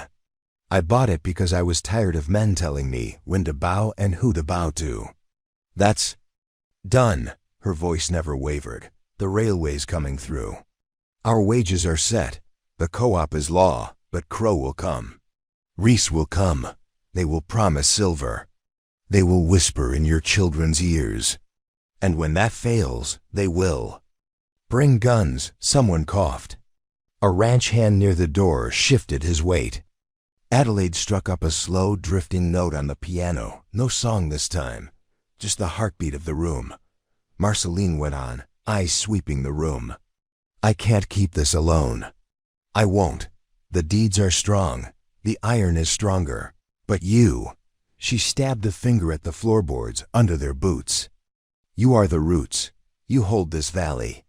"Not me." A murmur rose. Faces turned to each other. Rough palms rubbed against rough palms. They weren't just seeing her. They were seeing themselves standing behind her. Gideon stepped up beside her, hand resting on her shoulder. "This is how it starts. This is how they lose. When they see we don't break." Adelaide's fingers fell silent on the keys. The hush that followed wasn't fear. It was something harder, heavier. The kind of hush before a storm breaks a fence line. Marceline let it settle. Then she spoke low and final. "Tomorrow we raise the fences twice as strong. We stand the guards twice as many. And if Reese Hawthorne wants his peace, he can dig it out from 6 feet down." The room held its breath, then broke. A slap on the bar, a boot stomp, the sound of chairs scraping the floor. It wasn't a cheer. It was a promise rough and stubborn as the land itself. Marceline turned to Gideon, her voice just for him now. "You stand with me tomorrow?" He barked a laugh. "Hell, I'll stand with you tonight." Outside, the wind howled down the empty street. Somewhere in the dark, a lone coyote sang to the quarter moon. But inside McKnight's, the bride of Rockstone Ridge raised her glass high. And the men and women who'd once cowered behind locked doors lifted theirs to roots, deep, enough that even the oldest ghosts would find no purchase in this dirt tonight. Part 11. The day after the saloon meeting dawned cold enough to freeze the well buckets. Frost rimmed the water troughs and turned every fence post to silver. Marceline stood on the boarding house porch, strongbox open on the rail, scanning the deeds one by one. Each signature was a promise she'd bled for, some with ink, some with iron. Gideon's voice rose behind her. "You think they'll test us today?" Marceline shut the lid with a soft click. "They'll test us every day until we show them how that ends." By midday, the co-op men gathered by the water tower, old ranchers, young cowhands, storekeeps who'd never carried a gun until Marceline put one in their hands. They watched the ridgeline with wary eyes. Adelaide arrived with a crate of shells, her long coat flapping like a preacher's vestment. She handed out rounds the way she'd once handed out drinks, one by one, steady, certain. Inside McKnight's saloon, Marceline spread the new supply routes across a table sticky with spilled whiskey. Railways confirmed the ties.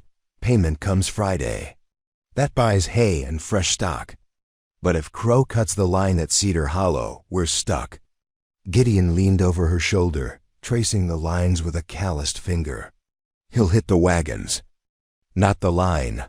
He knows you'll chase him out in daylight, so he'll pick at the edges. Pick at your people until one breaks." Marceline's hand stilled on the page. "Then we don't let them break." Gideon watched her. "You can't stand over every man with a shotgun, Marceline."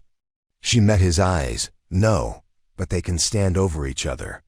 Afternoon brought word. A wagon had vanished west of the cattle creek. Grain, tools gone like smoke. No bodies, but tracks in the dust said enough. Reese Hawthorne's name drifted through the saloon like smoke from a brush fire. Marceline rode out herself. Found the splintered wheel by the old sycamore, the driver's. Had half buried in the mud. No blood this time, just footprints vanishing into the scrub. She knelt there, fingers brushing the cold, churned dirt. Gideon dismounted behind her. "Reese won't face you. He'll bleed you dry, drip by drip." Marceline rose. "Then we drain him first." Gideon barked a laugh. "That the plan?" She swung onto her horse, mud clinging to her hem. "No, that's the promise." Night fell hard that evening, the kind of darkness that made every barn door creak like a death knell. Adelaide kept the saloon lit late, piano notes drifting out onto the street like they might hold back the teeth in the dark. The co-op men gathered again, candles burning low. No one drank. They just sat, cleaning rifles, passing word of who'd seen what, where. Marceline stood behind the bar, sleeves rolled, eyes tracking every word. A boy ran in, barely 15, breathless. "Miss Voss, riders out by the south pasture. They torched old Willoughby's barn." Gideon slammed his palm on the table. "He'll pick us apart." Marceline's voice cut through the rising panic like cold steel. "He won't pick us apart if we stop hiding." A murmur, uncertain. Adelaide's fingers found a sharper note, carrying. Marceline's words passed the shadows that clung to the rafters. Marceline stepped forward, eyes sweeping the room. "They want us scattered, weak. They want you so scared you'd sell your land for a silver dollar just to sleep easy. So tonight, we don't wait for dawn, we ride." Someone scoffed. "Ride where?" Marceline's grin was small, vicious. "Cedar Hollow, we pull Reese out by the roots." Gideon looked at her, then at the room. "All right then, arm up." One by one, they rose. Rough men, ragged men, Men who'd never stood for anything but their own patch of fence line. Now they moved together like a single iron bar being hammered straight. Adelaide's last note died as they filed out. She met Marcellini's eyes and said only, "Be quick about it. Some ghosts need killing before dawn." Cedar Hollow was nothing but black woods and broken boards, half-forgotten cabins rotting under crooked pines. They rode in under a moon so thin it looked like a blade. Gideon led 6 on the left flank. Marceline took the lead, revolver out, her breath misting silver in the cold. They found Reese's men by the old lumber mill. Shadows in the brush. A flicker of campfire glow catching the shine of rifle barrels. Marceline didn't wait. Her voice cracked through the trees. "Reese Hawthorne!" A scatter of movement. Shouts. A man's silhouette stumbled from behind a barrel whiskey bottle dangling from his hand. "Marceline Voss," Reese drawled, voice ragged as old rope. "Come to beg. For your grain back?" Marcellini's eyes cut him like flint. "Come to end this." A dry chuckle. "One woman can't kill a legend." She raised her revolver. "You're not a legend. You're just a story told by cowards who want to believe there's always someone meaner in the dark." A gun barked behind the brush. The bullet chewed bark inches from her shoulder. Her shot answered one echo in the pine hush, and the shooter dropped with a shout. Gideon's voice rose from the flank. "Now!" The co-op men poured forward like floodwater through a broken dam. Muzzle flashes lit the hollow in staccato bursts. Reese's men broke fast, half drunk, half ready to run. They scattered like dry leaves in a storm. In the chaos, Marceline stalked forward, each step deliberate. Reese stumbled back, boots slipping in the mud. "You think this valley will keep you? You think they'll still stand when you're dead?" Marceline leveled her gun. "They'll stand. Because I did." He laughed, wet and wheezing. "Go on then. You'll never wash my ghost from your land." Her hand trembled once, then steadied. "You're not worth haunting." The shot cracked through the hollow. Reese's last breath misted in the pines behind her. The men gathered, eyes wide. Some made the sign of the cross. Some just stared at the shape of her, standing over a man who'd haunted this place like a sickness for years. Gideon holstered his shotgun. "What now?" Marceline lowered her revolver. "Now we bury the hollow. Burn what we can't bury." The wind rose then cold and sharp through the broken pines, like the hollow's last sigh. Marceline turned her back on it, boots crunching through pine needles, face set like iron in the moonlight. When they rode home at dawn, the crows rose behind them, wheeling black in the pale sky. But none of those birds dared follow Marceline Voss back to Rockstone Ridge, not anymore. Part 12. They buried Reese Hawthorne before the sun rose high enough to warm the frost off the ridge. No preacher, no hymn. Just Marceline, Gideon, and the men who had once trembled at Reese's name now shoveling dirt onto a man who'd spent his life thinking fear was worth more than land. By the time the co-op men rode back through the wide gap that marked Rockstone Ridge's southern line, word had already run ahead of them like wildfire. Doors cracked open, curtains twitched, no one cheered. But the eyes that met Marcellini's were different, now no more sidelong pity, no more doubt that she would see this through. Adelaide met them on the boarding house porch, arms folded under her coat. "Hollow's gone?" Marceline brushed dirt from her gloves. "Burned what we could, buried what we couldn't." Adelaide's eyes flicked to Gideon. "And Crow?" Gideon spat off the porch. "Word is he's got railway men riding this way. Lawyers, new muscle. They'll dress it up in fancy talk, but it's the same game." Marceline's jaw set like stone. "Then we hold the line again." By dusk, the town meeting spilled out of McKnight's saloon onto the street. Ranch hands stood shoulder to shoulder with mothers clutching toddlers. Even old Walt, who hadn't stepped foot off his porch in years, shuffled to the back of the crowd. Squinting through cataract-clouded eyes, Marceline stood on a crate, hands braced on her hips. The strongbox lay open at her feet, deeds, contracts. Every scrap of proof that the land under their boots belonged to them now. "Reese is gone," she called out. Her voice rolled down Main Street, bounced off clapboard walls and the sagging church steeple. "But Crow's men are coming. He'll stand behind lawyers. He'll buy new guns. He'll find the weakest fence and push until it breaks." A murmur moved through the crowd, fear, but something harder underneath it. Marceline lifted a folded contract high. "This says we stand together. It says every fence line from here to the hollow is ours now, paid in coin and iron and blood." She lowered her arm, gaze sweeping them all. "But paper won't hold it. You will. You stand guard. You watch each other's backs. No more lone wagons. No more easy targets." From the steps behind her, Gideon barked, "You see a man come for your neighbor, you stand with him. You see a fire lit on his barn, you put it out like it was your own, because it is." Adelaide stepped forward from the saloon door, sleeves rolled. "If they want to scare you back into your holes, let 'em find a wall they can't knock down." The hush that followed wasn't the hush of fear. It was a hush that tasted like thunder, low, waiting, ready to break. Marceline's voice dropped low, enough that the front rows leaned in to catch it. "Reese thought he could break us because he believed a woman couldn't hold a claim. Crow believes the same. Let's prove him wrong." A rough cheer rose, boots stomping, fists thumping on doorframes. Walt's cracked voice rasped out from the back, "They ain't seen stubborn yet." Marceline's grin was sharp enough to cut rope. "No, they haven't." That night, the town slept with rifles laid across window sills and kitchen tables. Men rode the fence lines 2 by 2. The children slept easy, dreaming of bonfires and piano songs drifting through cracked doors. Marceline sat on the boarding house steps, shotgun balanced across her knees.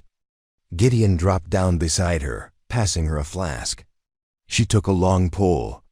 The burn reminded her she was still alive, still here. Gideon tilted his hat back. "Think they'll hit tonight?"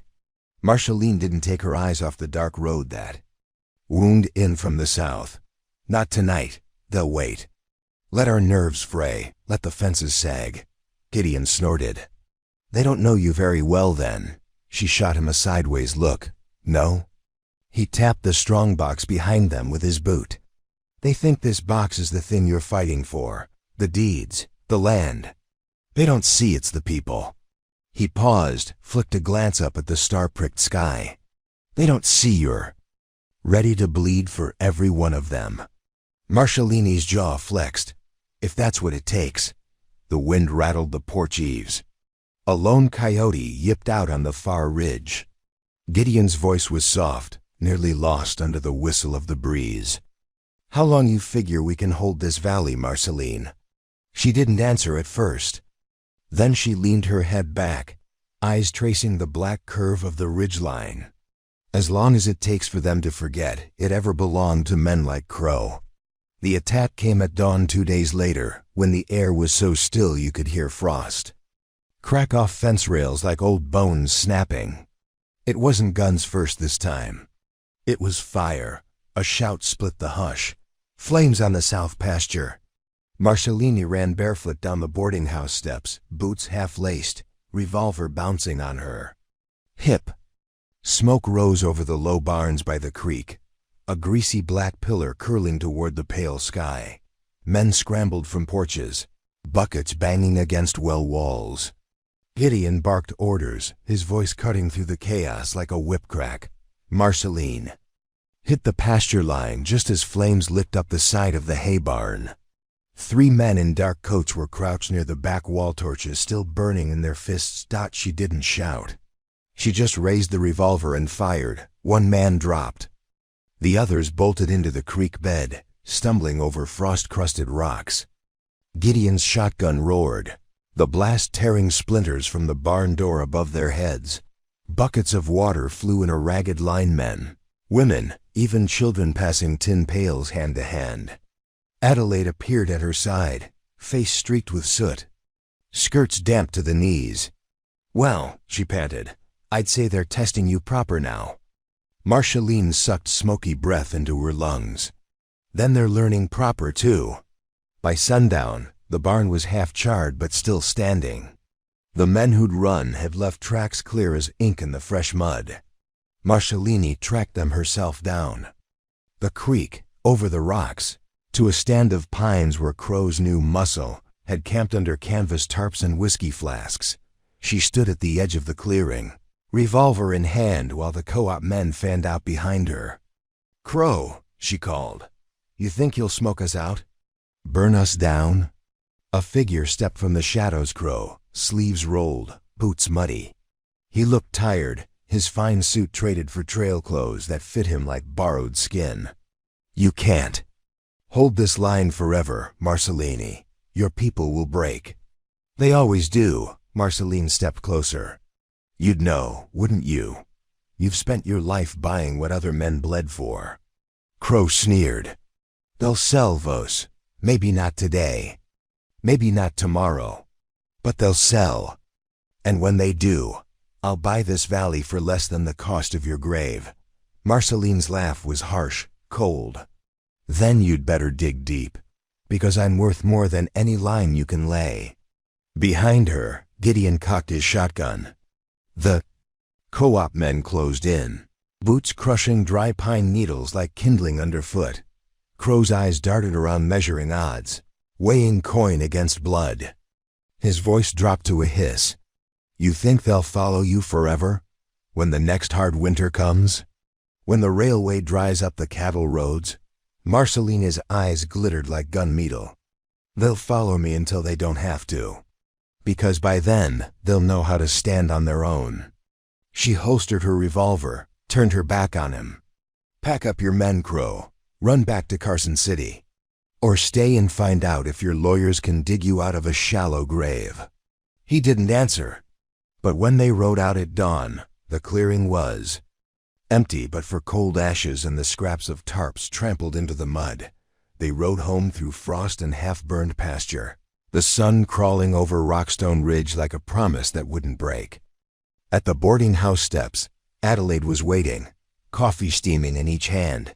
She passed Marceline a mug. "You did it."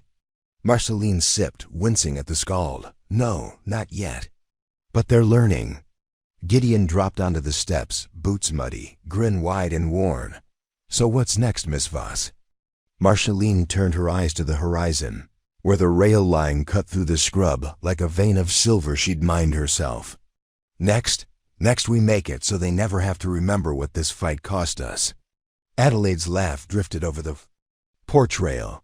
"Then I reckon we best get to work." And so they did. Roots deep enough to outlive even ghosts. Part 13. They called that winter the year Rockstone Ridge learned how to hold its breath. Snow drifted deep enough to bury fences. The creek iced over so hard you could drive a wagon straight across. Every night, the wind howled through the gaps. In the barn walls, like the ghosts of every man who'd ever thought this valley was his for the taking. Marceline woke before dawn each day, boots already by the door, revolver on the table beside the strongbox.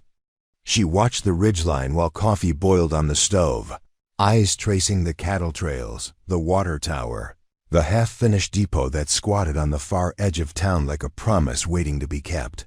Some nights, she still heard Reese's laugh in her dreams. But when the sun rose, she shook the echoes off like an old blanket and stepped into the frost anyway. The co-op held, barely. Every man and woman who'd signed Marceline's papers knew the cost now. The winter cut the herd by half. 2 barns collapsed under the weight of snow that came down heavy and wet as grief, but they rebuilt. They passed hay bales over broken fences. They dug each other's cattle out of drifts before they froze standing. And when Crow's men drifted in, under the cover of dark lawyers one week, hired guns the next, someone always sounded the alarm. Lanterns would flicker on. Shotguns would settle in windows.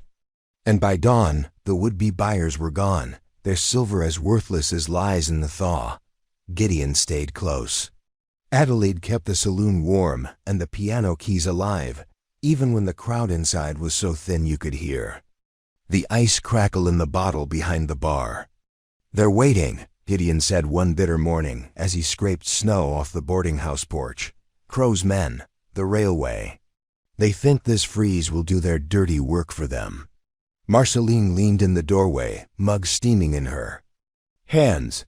"Then let's make them wait until they choke on it." In February, a letter came by the supply stage, heavy envelope, crisp seal, the smell of ink and men who thought distance was a fortress. Marceline cracked it open at the boarding house table, the lamp hissing in the corner. To Miss Marceline Voss, proprietor, Rockstone Ridge. Pursuant to unresolved title disputes and uncollected debts, the Western Rail Company hereby demands your appearance in Carson City within 30 days for final arbitration. She read it twice, then once more. Gideon took the paper from her hands, eyes squinting in the lamplight. "They'll bury you in court. Make you pay lawyers you can't afford. Tie up the line until folks turn on you." Marceline rose, shoulders rolling back. "Then I'll go." Gideon slammed his palm on the table. "You think Crow won't have men waiting on that road?" She didn't flinch. "Then we ride together." Adelaide's voice came from the hall, dry as dust. "And who keeps the ridge standing while you're gone?" Marceline's eyes found hers. "You do." The ride back to Carson City was colder than the first wind, slicing through every seam in her coat, strongbox strapped tight under the wagon seat. This time, they rode in daylight, heads high. The co-op men watched the ridgelines, rifles tucked under blankets. They made camp the second night near the same creek where Crow's men had once torched wagons. Now the ashes were buried under drifts. Marceline stood watch while Gideon snored beside the fire. Snow hissed as it fell on her hat brim. She traced her thumb over the iron latches of the strongbox. In the quiet, she could almost hear her father's voice again. "Never bend the knee, girl." She looked out across the white hush. "I won't," she whispered. "Not ever." Carson City hadn't changed. Still brick and brass and soft men with sharp knives hidden behind polite smiles. They stepped through the marble halls with mud on their boots, the smell of cattle and cold following them like a badge. Crow met them outside the arbitration room. His coat was finer now, fur collar turned up against the chill. But his eyes were the same, hungry, thin. "Miss Voss," he drawled. "Come to make your final donation to progress?" Marceline's smile was flint. "Not unless you call your funeral progress." Inside, the boardroom smelled of stale tobacco and fresh ink. Lawyers in dark coats shuffled papers like cards. The railway men watched her with eyes that weighed coin against risk. The chairman spoke first. "Miss Voss, we appreciate your persistence, but the debts remain, and our surveyors report your southern fences overlap the company's right-of-way." Marceline leaned forward, voice soft. "Show me." Papers rustled. A map spread across the polished wood. Crow's finger stabbed at a crooked line. "There, this pasture. Technically railway. Land, easement expired before you paid." Marceline didn't blink. "That's not your pasture. It's my people's. Bought and signed. The deeds." Crow cut in, voice slick. "Outdated. Null when the railway moved the line 2 miles south." A hush. The lawyer's eyes flicked between the two like hounds waiting for the first drop of blood. Marceline laid her hands flat on the map. "You can twist paper all you want, Crow, but there's 30 families living on that pasture now. Fences sunk so deep your trains would break their wheels trying to cross them." The chairman sighed. "Miss Voss, we urge you to be reasonable. No one wants violence." She pushed the map back across the table.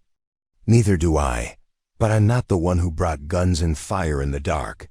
Crow's grin split wide enough to show the rot behind it. "This isn't the Hollow, Voss. No pine trees to hide behind here." Marceline's voice dropped so low the men had to lean in to hear. "Good. Less shadows for you to crawl into when you run." By the time the gavel fell, They had 3 days to file final claims, 3 days to prove every inch of fence line, every well, every grazing right. 3 days to ride back through snow and wind and gather proof no one thought to keep when bullets flew and barns burned. Gideon's boots struck sparks off the marble steps when they left the hall. They'll watch the roads again. Marcellini's grin was tired but unbroken. Then let them. They rode through the storm like ghosts' lanterns bobbing behind the mule cart. The strongbox lashed down tight under tarps. Each mile was a heartbeat, each ridge a question they answered by never turning back. On the second night, they camped under the old sycamore. Marcellini sat by the fire, papers spread across her knees, Gideon snoring with his shotgun propped nearby. Wind rattled the bare branches overhead like bones in an old coffin. In the hush, she felt it. Fear coiled tight under her ribs, but she didn't feed it. She let it sit beside her like an old friend, one more thing she'd outlast when dawn came. And when dawn came, she rose, boots numb with cold, revolver heavy at her hip. She glanced back once at the black shape of Carson City fading behind them. Then she turned her eyes to Rockstone Ridge, to the promise waiting in the frost. 3 days she'd never bent the knee, and she wouldn't start now. The thaw came late that year. Ice cracked like rifle fire at dawn, splitting creek beds wide enough to swallow fence posts. When the first grass showed, it was the color of old brass, hard, stubborn, alive against all odds. The same could be said for Rockstone Ridge. Marceline stood at the south pasture fence as the last drift melted down to mud.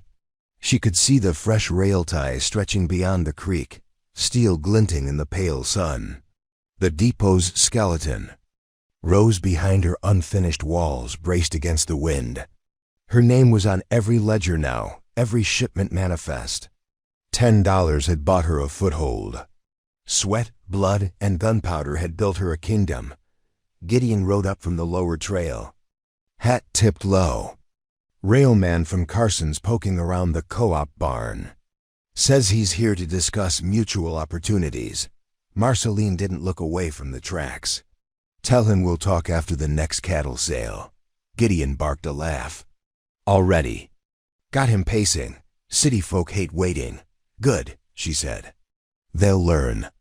That evening, the boarding house parlor filled with the hush of soft boots and hopeful eyes. Men who'd once mocked her now brought coffee and half-finished ledgers, asking how to record new calves, when to ship hay, what it meant that Carson's bank clerks were suddenly polite.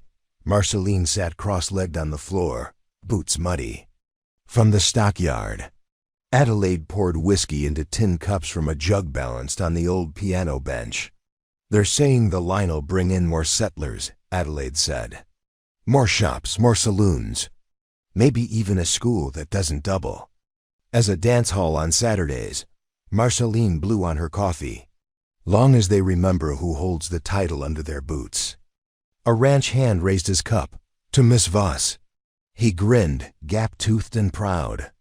To the woman who taught us how to hold a fence line. Marceline tipped her mug back, voice dry as wind through winter grass. And to you for learning you could hold it yourselves. That night, she found Gideon on the boarding house porch, oiling the shotgun that had become more legend than weapon. He held it out to her, but she shook her head. Keep it, she said. He studied her a long moment. You done? Marcellini watched the dark wind carrying wood smoke down from McKnight's. Done with the shooting? Maybe. Done with the fight? Not even close. Gideon's grin was slow, fond. Reckon I'll stick around for that then. She leaned against the porch post, the fresh scar on her cheek catching moonlight like a badge. Tomorrow I meet the railway man. Next week, the bank surveyors. Every man who comes thinking he'll get a slice for free. And you'll show. And the strongbox? No. She shook her head, a wry smile tugging at her mouth. I'll show them the families, the fences. The men who remember what it cost to be owned. Gideon's laugh drifted into the night. That's worth more than a dozen shotguns. Marcellini tipped her hat brim down, Good thing, too. Come morning, the railway man came knocking on the co-op's new office, an old stable turned ledger hall, with fresh painted walls and windows that still rattled in the wind. He wore a city coat and carried a briefcase that smelled like fresh ink and stale promises. "Miss Voss," he said, hat in hand. "I'm Mr. Howard, Western Rail's new liaison, here to ensure our arrangement remains mutually beneficial." Marceline poured him coffee, her fingers tapping the rim of the strongbox on the shelf behind her. "You get my letter?" she asked. Howard cleared his throat. "Your demands are steep." "They're not demands." She sipped her mug, boots propped on the desk. "They're the price of peace. The company would prefer to buy outright. Simplify the process." Marcelini's laugh cracked like dry brush in a summer fire. "You can't buy what's not for sale. You can rent it. You can work with it. Or you can lay track somewhere else. And tell your shareholders why it costs double." Howard shifted in his chair. "You drive a hard bargain." Marcelini's eyes flared. "I don't drive anything. I stand, that's all." Behind her, the sound of hammering drifted in from the depot site co-op men reinforcing the timber walls, women ladling stew to the hired crews who worked alongside them. Rockstone Ridge, stubborn as stone, stubborn as the name that still sat on every deed. Howard rose, hat twisting in his hands. "I'll wire Carson City. You do that." Marceline leaned forward, voice dropping low enough to cut. "And tell them this ridge isn't for buying." He left the way he'd come in a hurry, boots sinking deep into the thawing mud. Spring came. All at once. Grass greened the fields, new calves bawled under the sun, and the first proper train whistled in before dawn one day, a beast of iron and steam that hissed at the people lining the track like a caged snake. Marceline stood with Gideon at the rail yard fence, arms folded. The train's whistle blew, echoing down the ridge like a promise, one that could choke you if you let it. "Think they'll come?" Gideon asked, nodding to the empty cattle pens. Marcelini's mouth curved into a thin smile. "They'll come. They'll bring their wagons, their cattle, their money. And they'll remember whose valley they're paying to cross." Adelaide stepped up beside them, coat flapping. "And when they forget?" Marcelini's hand brushed the strongbox. "Then we remind them." The train hissed and steamed, iron wheels grinding. On new laid track. Past the rails, the ridge rose hard against the sky roots deep. Fences set. Families standing where they'd once knelt. Marceline tipped her hat back, eyes flinty as the mountains behind her. $10, she said, voice soft enough that only Gideon and Adelaide heard. Not bad for a kingdom. The whistle blew again, carrying her words down the line, out past the co-op barns, the hollow that no longer hid ghosts, and into the sunlit. Wild beyond dot, this was Rockstone Ridge, bought for a promise, held for a promise, and unbowed until the end. They reached Rockstone Ridge before the second sunrise broke, hooves crunching over frozen ruts. The town was half buried in drifts, fences white and rail lines silent under the weight of snow that hid more than it revealed. Marceline didn't wait to sleep. She went straight to McKnight's saloon, where Adelaide was stirring embers back to life on the hearth. The co-op men crowded in behind her, breath steaming like a herd fresh off the range. Gideon spread the deeds across the tables. 3 days, he growled, to prove every foot we fenced. Adelaide tied back her hair, tossing logs on the fire. Then we'd best get to work before Crow buys a judge with warm whiskey. By afternoon, the boarding house parlor looked like a courthouse turned inside out. Marcellini sat cross-legged on the floor, old ledgers spread in a half circle. Receipts yellow with age. Tally marks that proved cattle crossed one man's fence to reach another's grazing patch. Dry signatures where folks had traded land for favors, promises, a sack of seed corn. Children ran to and from the barns, bearing fresh wrapped pages from any family who'd ever scratched their name on a corner of Rockstone Ridge. Gideon paced the hall, shotgun across his shoulder. They'll want sworn statements too, not just ink. Marcellini's fingers never stopped turning pages. Then we swear 'em. One by one. Adelaide appeared at her shoulder, offering a mug of coffee that tasted like bitterness and iron. Word. Is Crow's got a new lawyer riding in with the mail coach. Paid to find loopholes wide enough to drive a train through. Marceline sipped and tossed the mug aside. Then let him find me standing in the middle of one. That night, snow came again, so hard the windows rattled in their frames. Marceline stood watch from the boarding house porch, coat pulled tight. Strongbox locked under her boot heel. Somewhere past the dark fence lines, coyote yips rose and fell like laughter in a graveyard. Gideon joined her, hat brim iced white. They could just wait us out, you know. You burn out your people on these lines. They'll sell just to keep their families fed. Marcellini's jaw flexed. Then I'd better make sure they remember why they're standing here. She turned and went inside, boots leaving wet prints across the warped floorboards. Adelaide caught her sleeve as she passed. Marcellini, she said, voice low enough not to carry. They'll come for you first. If they can make you bend, the co-op crumbles. Marcellini didn't argue. She pressed Adelaide's hand and said, let them come. By the second day, word spread that Crow's lawyer had arrived, slick city man named Porter, with an attached case full of paper and a smile sharper than a wolf's grin. He set up in the depot's unfinished office, hiring local boys to ferry him coffee and gossip. Gideon stood at the window of McKnight's, watching the depot through a crack in the frost. He's got maps we don't, he muttered. Old Army surveys. Fresh claims, God knows what else. Marceline finished wrapping another bundle of signed affidavits. Good, let him think he's found a crack. And if he does? Her eyes stayed fixed on the strongbox. Then we close it before he can shove a train through.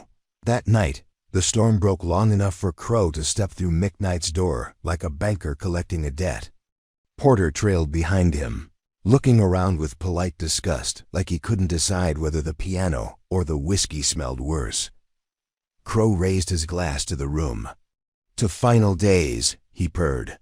You've made quite a game of it, Miss Voss. Marcellini didn't rise from her chair by the hearth. I'm not playing. Crow sipped, eyes glittering. But you are. And tomorrow, when that judge steps off the mail coach, he'll see every claim you made muddy, half-witnessed, drawn on scrap. And he'll see mine, sealed, bound, clean. Porter opened his case with a soft click, spreading fresh maps over a whiskey-stained table. This pasture, he said, tapping a line. Your water right never extended here, not when the Hawthorns first fenced it. Marcellini's smile was slow, cold. You mean when they stole it? Porter blinked. Paper doesn't say stolen. Paper says recorded. The room went quiet. Adelaide struck a single note on the piano, letting it hang in the hush. Marceline rose, boots whispering over the boards. She leaned over the map, so close Porter had to lean back to see her eyes. You want to prove a piece of Rockstone Ridge was stolen? Stand in front of the families who broke that earth and tell them it belongs to a suit in Carson City instead. Crow raised his glass higher, mocking. Oh, they'll sell you out soon enough. They always do. Marceline looked at Porter, then at Crow. They'll stand. Because I do. Crow's grin cracked wide. Not for long. She didn't blink. Try me. Before dawn on the final day, a rifle cracked in the dark. Bullet struck the post beside the boarding house steps, splinters stinging her cheek. Marcellini hit the porch boards, revolver drawn, boots thumping down the steps. Gideon was already there, shotgun booming into the shadows. They found no bodies, just boot tracks running south into the drifts. She wiped blood from her cheek and tasted iron on her tongue. Better marksman next time, she muttered. Gideon stared at her, snow dusting his hat brim. This ends today, Marceline, one way or another. She touched the fresh bandage. Yes, it does. The mail coach arrived at noon, steam pouring off the horses in the cold. Judge Reeve stepped down older than she'd expected, shoulders stooped, eyes hidden behind cracked spectacles. Porter hovered at his elbow, feeding him words like poison drops. They met in the depot office. Co-op men pressed against the windows. Outside, breath fogging the glass. Marceline laid the strongbox open on the table, bundles of affidavits, hand-scrawled maps, every scrap of truth she'd torn from the Ridge in 3 long days. Porter's voice oiled across the hush. Your Honor, we submit these as evidence of misfiled boundaries, unpaid liens, and expired easements. Judge Reeve frowned, peering at the crisp pages. And you, Miss Voss? Marceline didn't sit. She didn't hide the split on her cheek. You. See those men outside? You see their children? Every fence post they've sunk, every well they've dug, every calf they've pulled from mud and snow. That's what I submit. Porter smirked. Words won't stand in court. Marceline turned to the judge, voice steady as bedrock. The paper says Rockstone Ridge belongs to me and mine. And if you hand it back to men like Crow, I'll be here tomorrow. And the day after.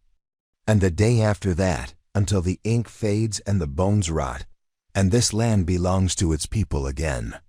The judge's gaze slid from her battered hands to Crow's fine coat, to the men pressed against the glass, to the iron in every voice that rose behind her name. When he finally spoke, his voice was quiet but clear. The deeds stand, the co-op stands. This court recognizes the boundaries as filed. This line, he tapped Porter's map, is closed. Crow's glassy smile cracked. Porter slammed his case shut, maps flapping like broken wings. Marceline. Close the strongbox. We're done here. Crow's hiss chased her out into the bright frost. You won't hold this, Voss. You can't hold this. She stepped down onto the depot steps where the co-op men waited, guns slung, smiles slow and sure. Watch me. When night fell, they lit bonfires in the frozen pasture one for every family who'd signed her papers. Children laughed as sparks danced into the sky. Adelaide played the piano with the doors thrown wide, her notes spilling out into the cold like a promise that wouldn't die. Gideon leaned on the boarding house rail, grin hidden under his hat brim. Reese is gone, Crow's gone. The lines. Ours. Marceline lifted her mug in the firelight, the split on her cheek healing to a scar that would never fade. Then let them come again. And above the ridge, the wind carried her words far past the fences, past the pine shadows, past the black line of iron rails that bound this valley to the world, until even the ghosts knew Rockstone Ridge would never bow again. They called it the spring of fences and flood. The thaw that freed Rockstone Ridge from winter's choke came so sudden the creeks rose overnight, drowning fence lines that had taken men 3 seasons to hammer into stubborn clay. Marcellini stood knee-deep in mud at the south pasture, her coat soaked to the hem, watching fence posts drift downstream like lost prayers. Gideon hauled another brace into place. God's got a fine sense of humor. Spend half your life fighting men with guns, and it's the water that tries to steal it all. Marcellini grunted. Water gives, water takes, but the dirt stays. She pressed her boot into the churned mud, driving a new stake in as the creek hissed around her ankles. At the co-op barn, Adelaide was drawing lines on butcher paper, fingers smudged with charcoal. If the pasture goes under, we move the herd. Up here, rotate between the old orchard and the upper ridge. You keep the roots fed, the grass comes back thicker next year. Marceline crouched over the map, braid dripping onto her collar. And the new calves? Adelaide's eyes flicked up. They live if the fences hold. Marcellini's hands flattened over the crude sketch lines, circles, names scrawled next to every field. Then the fences hold. For 2 weeks they worked by lamplight and floodlight, driving stakes by moonlight when the creek dropped enough to stand. The co-op men hauled stone from the quarry, building berms where rails might wash out. Children carried sacks of feed up the slope, Boots caked in the same ridge soil their mothers and fathers had bled for. Each night, Marceline fell onto her boarding house cot fully clothed. She'd wake to the sound of dripping eaves and distant thunder. Once, she dreamed of Reese standing at the water's edge, Boots lost in the dark current, his grin wide and mocking. But when she woke, all she saw were men hammering planks into stubborn earth, and she knew they'd learned. When the river finally dropped, the ridge was scarred but unbroken. Fences twisted and mended with rope, half-buried posts braced with fresh timber. The rail line near the creek bed needed 3 new ties, but the depot stayed standing. Crow's empty threats never rose above the waterline Marceline stood on the porch of McKnight's saloon, watching wagons roll in from the north. They came heavier now, cattle for the new line, or from the hills beyond Cedar Hollow. Families looking for a patch of dirt to claim, all of them stopping first at her door. Adelaide nudged her shoulder with a grin. Feels different now, doesn't it? Marceline's eyes tracked the wagons bouncing past the half-finished depot. Not so different. Still men wanting to carve out more than they paid for. Ain't that the truth? Adelaide laughed. But this time, you've got something they don't. What's that? Marceline asked. The only map that matters. Adelaide tapped a finger against Marceline's chest. Right here. Marceline's mouth twitched into a rare smile. Good thing. Because I'm about out of fresh fence posts. It was Gideon who brought the news that made the whole ridge pause. He slammed the co-op's new office door so hard the ledgers rattled. Letter from Carson, Crow's out. Pulled his stake in the railway. Sold it to a mining syndicate out of Sacramento. Marceline didn't look up from the list of repairs for the upper pasture. Means new men riding the line. Gideon's voice dropped. Means new men sniffing around, new papers. New mutual opportunities. She flipped the page. Let them come. Gideon slammed his hand on the table. Marceline, you can't fight forever. I'm not. She looked him square in the eye. I'm teaching. They want to fight me. They'll find the whole ridge standing behind me this time. He sank into the chair opposite her, a laugh huffing out of him. You ever get tired of holding the line? Marceline leaned back, arms folded. Not until it holds itself.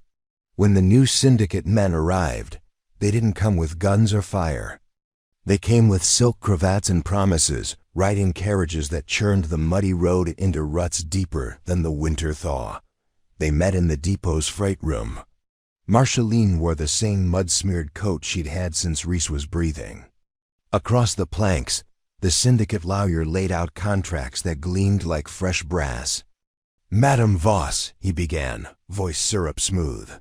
Your people stand to gain if we adjust the grazing lines. Open a new spur through the south pasture. Marceline flicked the papers back at him. Read the deeds, south pastures under co-op lock. The lawyer spread his hands. We'd pay triple fair market value. Gideon barked a laugh from his seat in the corner. And who sets fair market now, you? The lawyer's smile didn't slip. Madame Voss, surely you don't intend to stand in the way of progress. Marceline leaned in, palms braced on the freight desk. I don't stand in the way of anything. I stand in front of what's mine. The lawyer hesitated, then pushed a thicker folder forward. We have other options, leases, mineral rights. She brushed it aside. Your options stay outside my fences. When they left, the mud sucked at their polished boots like hungry earth reclaiming cheap shoes. That night, the co-op families gathered in McKnight's. Lanterns flickered against the dew. Warped beams, steam rising from tin mugs of soup and whiskey. Marceline stood behind the bar, hands braced on the planks worn smooth by more fists than she could count. They'll keep coming, she said, voice carrying to the rafters. New names, new papers. But this dirt? It remembers who broke it first. A ranch hand raised his mug. What if they bring guns again? Marceline's eyes swept the room faces old and new, Scars from bullets and scars from floods. Then we show them they're outnumbered. Adelaide struck a chord on the piano, laughter rolling like thunder. We stand together or not at all. Gideon lifted his glass. To the ridge. To the ridge, they echoed back, boots thumping floorboards. That would outlast every syndicate's ledger. Outside, the creek whispered its old song under the thaw. Fences leaned against the dark, rough but standing. And in the hush that settled over Rockstone Ridge, the promise was the same as ever: roots. Deep enough that no water, no man, and no paper could wash them out. The first summer rains came heavy fat drops hammering down on tin roofs and drumming the cattle troughs like war drums. It was the kind of storm that could either bless a land or drown it. On Rockstone Ridge, folks waited it out with their hands on fence rails, praying the earth held. Marceline watched it from the co-op barn loft, arms folded tight across her chest. Below her, Adelaide ladled stew to soaked ranch hands, while children gathered at the open barn doors to watch lightning fork across the ridge. Like it was a show just for them.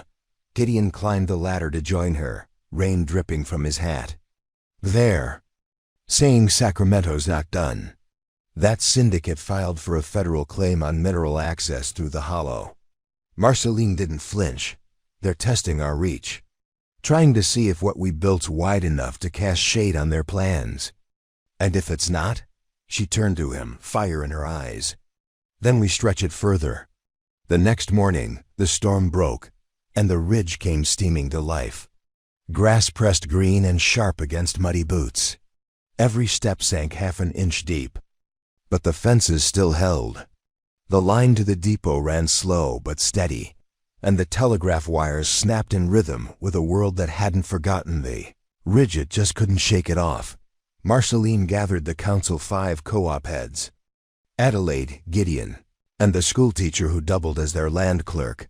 The schoolteacher unrolled the map with shaking fingers.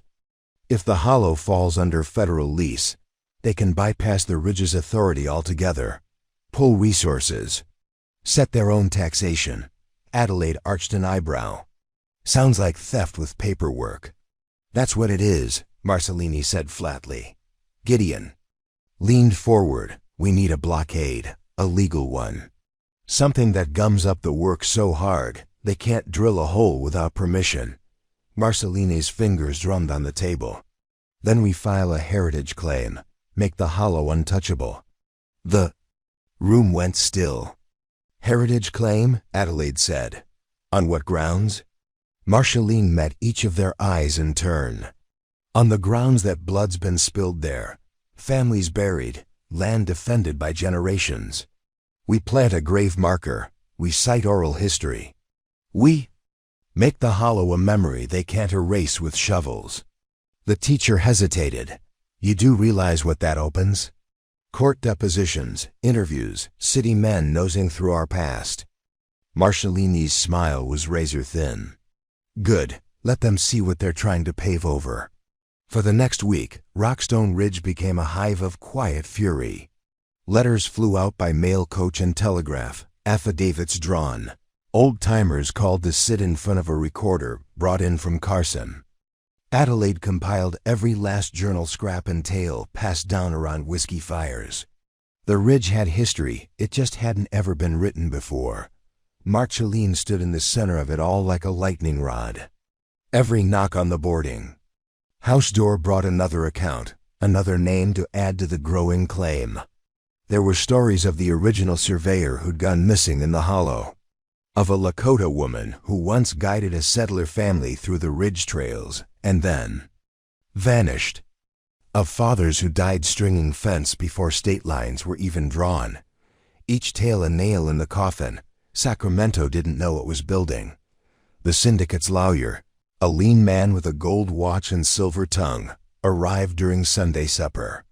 He waited politely outside McKnight's until Marceline stepped out with her sleeves rolled in flour on her hands. Miss Voss, he said, bowing.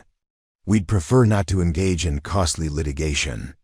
Perhaps there's a private settlement we could reach? Marceline wiped her hands on her apron.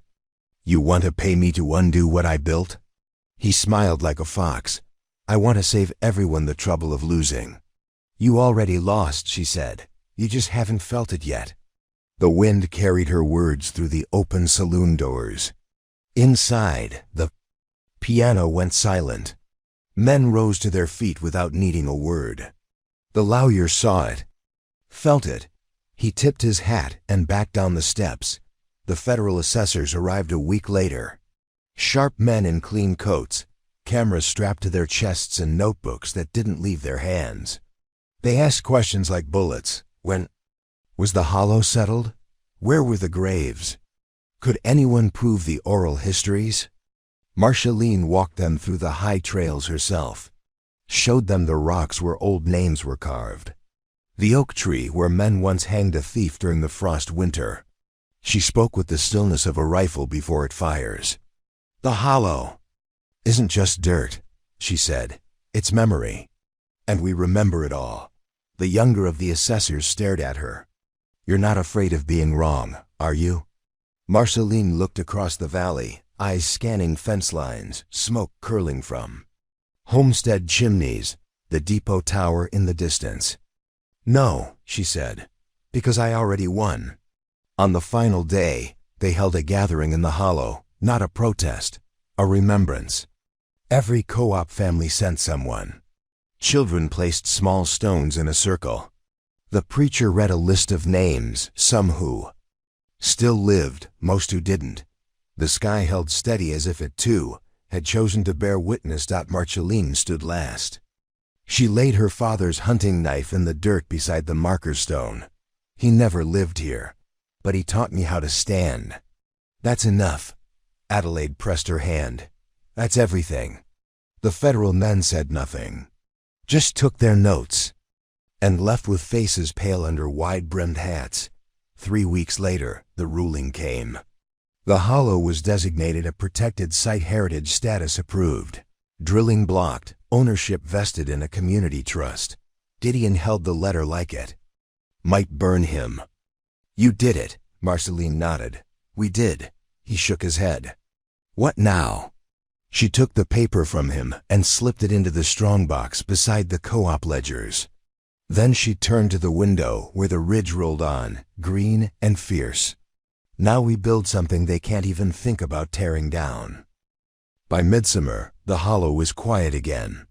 Wild grass claimed the edges of the old trails, and children ran through the brush without fear of drills or men in fine coats. The co-op family spoke of it the way you speak of battle after the smoke. Clears not with joy, but with the surety of survival. Marceline kept to her routines. Dawn coffee on the porch. Ledger updates with Adelaide at mid-morning. Visits to the depot, the new storage barns, the outlying pastures that stretched farther than anyone had dreamed 5 years earlier. Rockstone Ridge had grown, and not just in fences or rail lines. It had grown roots. That's what made the letter feel strange. It arrived folded and wax-sealed, carried by hand, not from Sacramento or Carson or the county courthouse, but from a small town 2 ridges east. From a widow named Lenora Baston. Marceline read it 3 times. My boy is missing, Lenora had written. He took the North Trail weeks ago.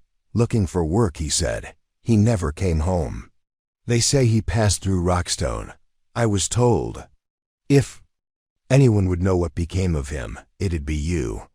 Marceline folded the letter slowly, then rose without a word. Gideon met her outside the barn with the usual question in his eyes. She passed him the note. He read it once, twice, then tucked it into his vest pocket. You going after him? Marceline swung into her saddle, tightening the cinch. Not a rescue, just a ride.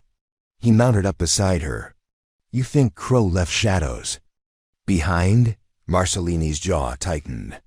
I think Rockstone isn't the only ridge where people disappear. They left at dawn, dust rising behind them like smoke. The North Trail was older than most remembered. Cut through ravines that had once been bandit territory, long before the co-op stood its ground. Marceline and Gideon rode it in silence, their eyes sharp, their weapons closer than usual. At noon, They reached a burned-out cabin, its stone hearth still blackened. Scattered footprints, some heavy, some shallow. No blood, no bodies. Just the stink of a fire meant to erase something. Gideon crouched, running a calloused hand across the scorched boards. This wasn't abandoned. Someone torched it on purpose. Marceline walked the perimeter. Found a crumpled scarf caught on a fence post. Embroidered. Faded. With initials. J.B. His name was Jonah, she said. Gideon looked up. Think he's still breathing? Marceline didn't answer. They followed broken trail signs and smoke scars through the hills. What they found wasn't a gang or a syndicate. It was worse out of camp, just off the trail. 10 men, maybe more. Not outlaws, hired hands who worked for a man named Caro. Said he was leasing land for cattle drives, but there were no herds. Just empty pens, a stack of crates marked with railway stamps, and a ledger in a locked box that didn't belong. Anywhere near livestock. Gideon got the box open with a chisel and spit. Inside were names, dates, payments. They're selling claims, he muttered. Fake ones. Selling rights to men who don't know they're buying smoke. Marceline scanned the list. Jonah Bastian's on here. She found his entry. Dated a month ago. Paid in full. No further notes. Gideon stood. He figured out it was a lie. Maybe he threatened them. Maybe he ran. Marceline's voice was ice. Or maybe he didn't get the chance. That night, they watched the camp from a ridge. Lanterns. Moved between tents. Men laughed. One fired a rifle into the air just for the sound. We can't take them all, Gideon said quietly. Marceline's hand rested on her holster. We don't. We burn their lies. Let the ridge know what's festering in the hills. By morning, the crates were gone, smashed, scattered. The ledger pages floated down the trail, like fall leaves. They didn't wait to see who followed back in Rockstone. Marceline wasted no time. She called the co-op together, showed them the names. The scheme, the scarf, Adelaide paced in front of the depot map. They're using the gaps between claims, places we never filed. Gideon slammed his palm on the table. Because we thought no one would stoop that low. Marcelina's eyes were hard. We close the gaps, file every acre, every ridge, even the ones we thought worthless. A young rancher raised his hand. And Jonah? Marceline nodded once. We don't stop until he's found. Or until every man who might have buried him regrets ever seeing Rockstone on a map. The next week was a blur of riders and surveyors. The co-op sent word east and west, hunting anyone who might have seen Jonah Baston or the men who traded in shadows. They found more. 3 other boys gone missing along that trail. 2 turned up in a mining town near the border broke, scared, saying they'd been run off when they questioned their claims. Jonah wasn't among them, but a letter came. No name, just a map. Marked in red with an X2 ridges north of the hollow. Marceline stared at it long into the night. Adelaide came to stand beside her. You trust it? Marceline folded it carefully. I don't trust anything, but I ride in the morning. They found Jonah in a dry ravine, half-starved, hand broken, but breathing. Marceline cut him free. Gideon carried him up the trail. When they reached the top, Jonah looked back. I tried to warn the others, he rasped. They didn't believe me. Marceline nodded. They will now. News spread fast. Faster than truth, as it always did. But this time, the ridge made the noise. Caro's men vanished. The camp burned. Federal eyes turned toward the gaps in the map. And Jonah Baston? He stayed, mended fence. Learned the ridge by feel. He never left again. One evening, Marceline watched the sun drop over the hollow, her fingers brushing the old hunting knife at her belt. Adelaide leaned beside her. That boy, he looked at you like you were a ghost. Marceline didn't smile. Maybe I am. Or maybe I'm what the ridge becomes when you strip away the lies. Adelaide nodded. Hard, quiet, still breathing. Marcellini's voice was just wind, still standing. It was dusk when the telegram arrived. A boy from the depot burst into the co-op office, mud on his boots and fear in his voice. He handed Marceline a folded slip with shaking fingers. Sacramento requests emergency parley stop land office. Disputes co-op ownership stop arrival imminent. Prepare for federal review. Stowe P. Adelaide leaned over her shoulder, breath catching. Federal review? Gideon cursed it under his breath. They're coming for the whole ridge.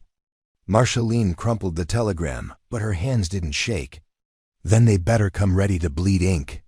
By dawn, the boarding house was full of voices.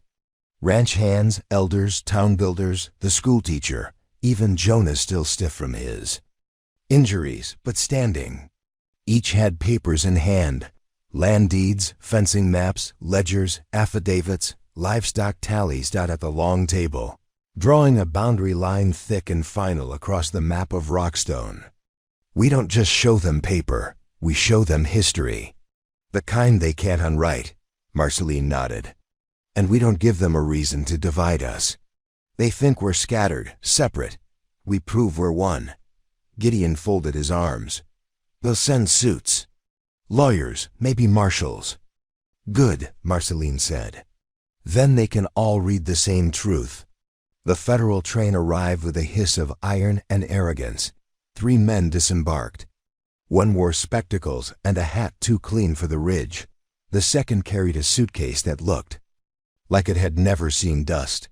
The third wore a badge. Mr. Whitley, the lead man said, stepping forward. Federal Land Commission. We're here to review the legality of the Rockstone Cooperative. There are allegations of improper filings and forged affidavits. Marceline didn't blink. File your papers, I'll file mine. Whitley gave a thin smile. We're also authorized to perform site inspections, interviews. We'll be staying until our review concludes. Adelaide stepped forward, smile cold. Then we'll have the guest room made up. The review began with questions designed to make a person stumble. How long had each family been present? Were any homesteads built without proper permits? Had the co-op collected fees? Were those taxed? Who owned the water rights? The rail access? Marceline answered each question with exacting calm. When she didn't know, she brought someone who did. When Whitley questioned the map, she handed him 5 affidavits. When he questioned the fence line, she marched him out to it and showed him the stone markers under the weeds. Still, doubt crept in. Gideon pulled her aside on the 3rd day. They're stalling, wearing us down. If they can't win with law, they'll win with time. Marceline shook her head. They don't get to outlast us. This land outlasts them. Whitley's tone changed by the 5th day, less arrogant, more cautious. He no longer traveled alone. He brought the badge-wearing agent wherever he went. Eyes sharp. That night, Adelaide found a note slipped under the boarding house door. Be careful who you trust. Not all badges protect. Marceline read it. Burned. Itzen said nothing. The 6th day brought an accusation. Whitley stood in the depot with a ledger open. This record claims a fence was built in 1877, but the county map from that year doesn't show it. Marceline stepped forward. That's because the county map used Hawthorne's surveys. He lied. We proved it last year. The marshal stepped up. We'll need to take the original for verification. Jonah stepped between them. That ledger's co-op property. You can't take it without a warrant. The marshal laid a hand on his weapon. Marcellini's voice was steel. Jonah's right. You want it? Bring a judge. And a reason. The room fell to silence. The marshal backed off. Whitley's face was pale. We'll return tomorrow. That night, Marceline didn't sleep. She sat on the porch with Gideon, both watching the ridge under moonlight. They're building a case, he said, not just to dismantle the co-op, to charge you. Marceline didn't look away. Let them. I've got more witnesses than they've got pens. Gideon rubbed his jaw. You sure this isn't the end? She stood. No, but I know it's not the beginning. On the 7th morning, Whitley brought news. We've received new orders. A federal judge is writing in to render judgment. Marcellini raised a brow. On what grounds? On whether your co-op's land filings are enforceable, whether your operation is legal. Adelaide scoffed. Translation: whether Rockstone can be sold out from under us. Whitley flinched but said nothing. Marceline crossed her arms. Then we'll be ready. 2 days later, the judge arrived. Judge Everett, tall, scarred, known for cutting to the truth like a knife. He took the depot office for himself, read every page, spoke to every family. On the 3rd day, he summoned Marceline alone. She stood in the old freight room, hands loose at her sides. Everett didn't look up. You were married once. She didn't flinch. I was. $10, mail order, and every cent earned. He finally met her eyes. You know what they're afraid of? Marceline said nothing. Everett leaned back. That you're right. That you made. Something they can't break. She let the silence speak for her. The verdict came quietly. Federal recognition of the Rockstone Ridge Cooperative. All claims validated. Fencing lines permanent. The Hollow's heritage status reaffirmed. The badge wearing. Marshall left without ceremony. Whitley, for all his precision, never came back. Marceline stood on the depot steps as the train pulled away. Gideon beside her. Adelaide inside, playing something slow and proud on the old piano. Jonah leaned on the porch rail. So that's it. We're safe? Marceline didn't answer right away. She looked at the ridge, at the men loading cattle, the women drawing water, the children chasing fireflies. Then she spoke, soft as wind through pine. We're never safe. We're standing. There's a difference. That night, they lit lanterns all along the fence lines, and from the hollow to the depot. Rockstone Ridge glowed like the kingdom it had become, built from $10, a woman's fury, and the kind of stubborn love that didn't ask permission to exist. The ridge wore summer like an old soldier's coat, sun-worn, dust-stained, and heavy with stories. Corn stood tall in fields that had once been nothing but hard-packed clay. The co-op barns shone with fresh paint, and children now raced each other down the same slope where men once held rifles, waiting for the worst. Rockstone Ridge had survived. Marceline stood alone at the hollow's edge, boots sunk into warm dirt, watching the wind stir the wild grass. She still carried her knife, still kept her name on every ledger. But the weight had shifted. It was no longer hers alone. The depot bell rang long, and lo, just after noon. Adelaide met her on the co-op porch, holding a folded sheet. Request from the university in Carson. They want to send a writer. Record the Ridge's story. Marceline raised an eyebrow. Our story doesn't need paper to survive. Doesn't hurt either, Adelaide said. The world ought to know. Marceline took the letter, fingers grazing its edges like she was testing it for weight. Let them come. They'll find more than words out here.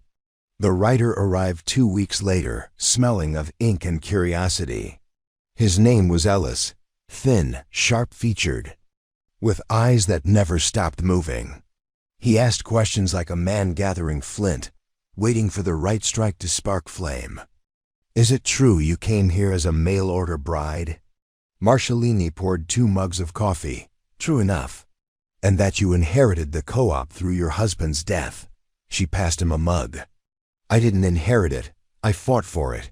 He scribbled. Something. Was it worth it? Marceline looked out the window. Children were building a fence beside the schoolhouse. The boards were crooked, the nails bent. But they were laughing. Yes, she said. Ellis stayed 3 weeks. He interviewed everyone. Adelaide, Gideon, Jonah, the old preacher, the schoolteacher, even the blacksmith who'd once sworn Marceline would ruin the ridge with her stubbornness. At night, he'd sit by the co-op hearth, reading back passages from what he'd written. "They're not going to believe this," he said once, voice low. "That one woman could stand off a syndicate. That people stayed instead of fleeing. That you made something out of grit and ruin." Marceline sipped her coffee. "Then write it better." He smiled. "What do I call it? The story, I mean." Marceline stood, stretching her sore back. "Call it whatever you want. Just don't forget the dirt under our boots." The day he left, Ellis handed her a bound draft. Rough pages still dotted with edits. The title scratched across the top. She paid $10 for a bride and built a kingdom. Marceline chuckled. "I paid 10. He paid more." Ellis tilted his head. "So who was the story really about?" She met his gaze without blinking. "The Ridge." He tipped his hat. "Then that's what they'll remember." Seasons turned. Summers into autumns, droughts into harvest. And always the Ridge stood. The hollow became a learning site. Students walked the trails, listening to guides read old names carved into stone. The depot expanded, a second line added for freight. Adelaide opened a library in the old boarding house. Gideon taught shooting to anyone willing to learn. Jonah married. Built his home beside the creek. Planted fruit trees he swore would live longer than any of them. And Marceline? She never left. Every year, on the date she first stepped off the stagecoach with dust on her hem and a pistol hidden in her skirt, they held a gathering. Not a celebration. A reckoning. The Ridge's people stood in a wide circle in the hollow. Told stories, named the dead. Passed whiskey and memory around like sacred things. One year, a girl, maybe 10, maybe 11, stood up and asked Marceline, "Is it true you came here with nothing?" Marceline looked at the crowd. At Adelaide, Gideon, Jonah's daughter sitting on her father's lap. The carved stone that bore no names but held all their weight. She said, simply, "No, I came with a promise." And that's never nothing. In her final years, she rarely took visitors, but one evening, a young woman arrived. She wore worn boots and carried a notebook, said she was writing her own story, that she'd heard of a woman who'd built something no man could tear down. Marceline let her in, poured coffee, let her ask questions. At the end, the girl asked, "Do you regret anything?" Marceline closed her eyes for a long time, then said, "Only that I couldn't stay longer." "The Ridge, it still needs watching." The girl nodded, slowly. "Maybe I'll watch it for you." Marceline smiled. "Then write it down and hold the line." When she passed, they buried her at the highest point above the hollow. No marble, no iron, just a stone worn by wind, marked with 3 words. She stood. Years later, the Ridge changed. New families, new troubles. But the co-op remained. The fences held. And somewhere, someone always carried a copy of Ellis's story, not as legend, but as instruction. Because Rockstone Ridge wasn't born of conquest, that it was born of a $10 promise, 1,000 refusals to bend, and a woman who never once looked back.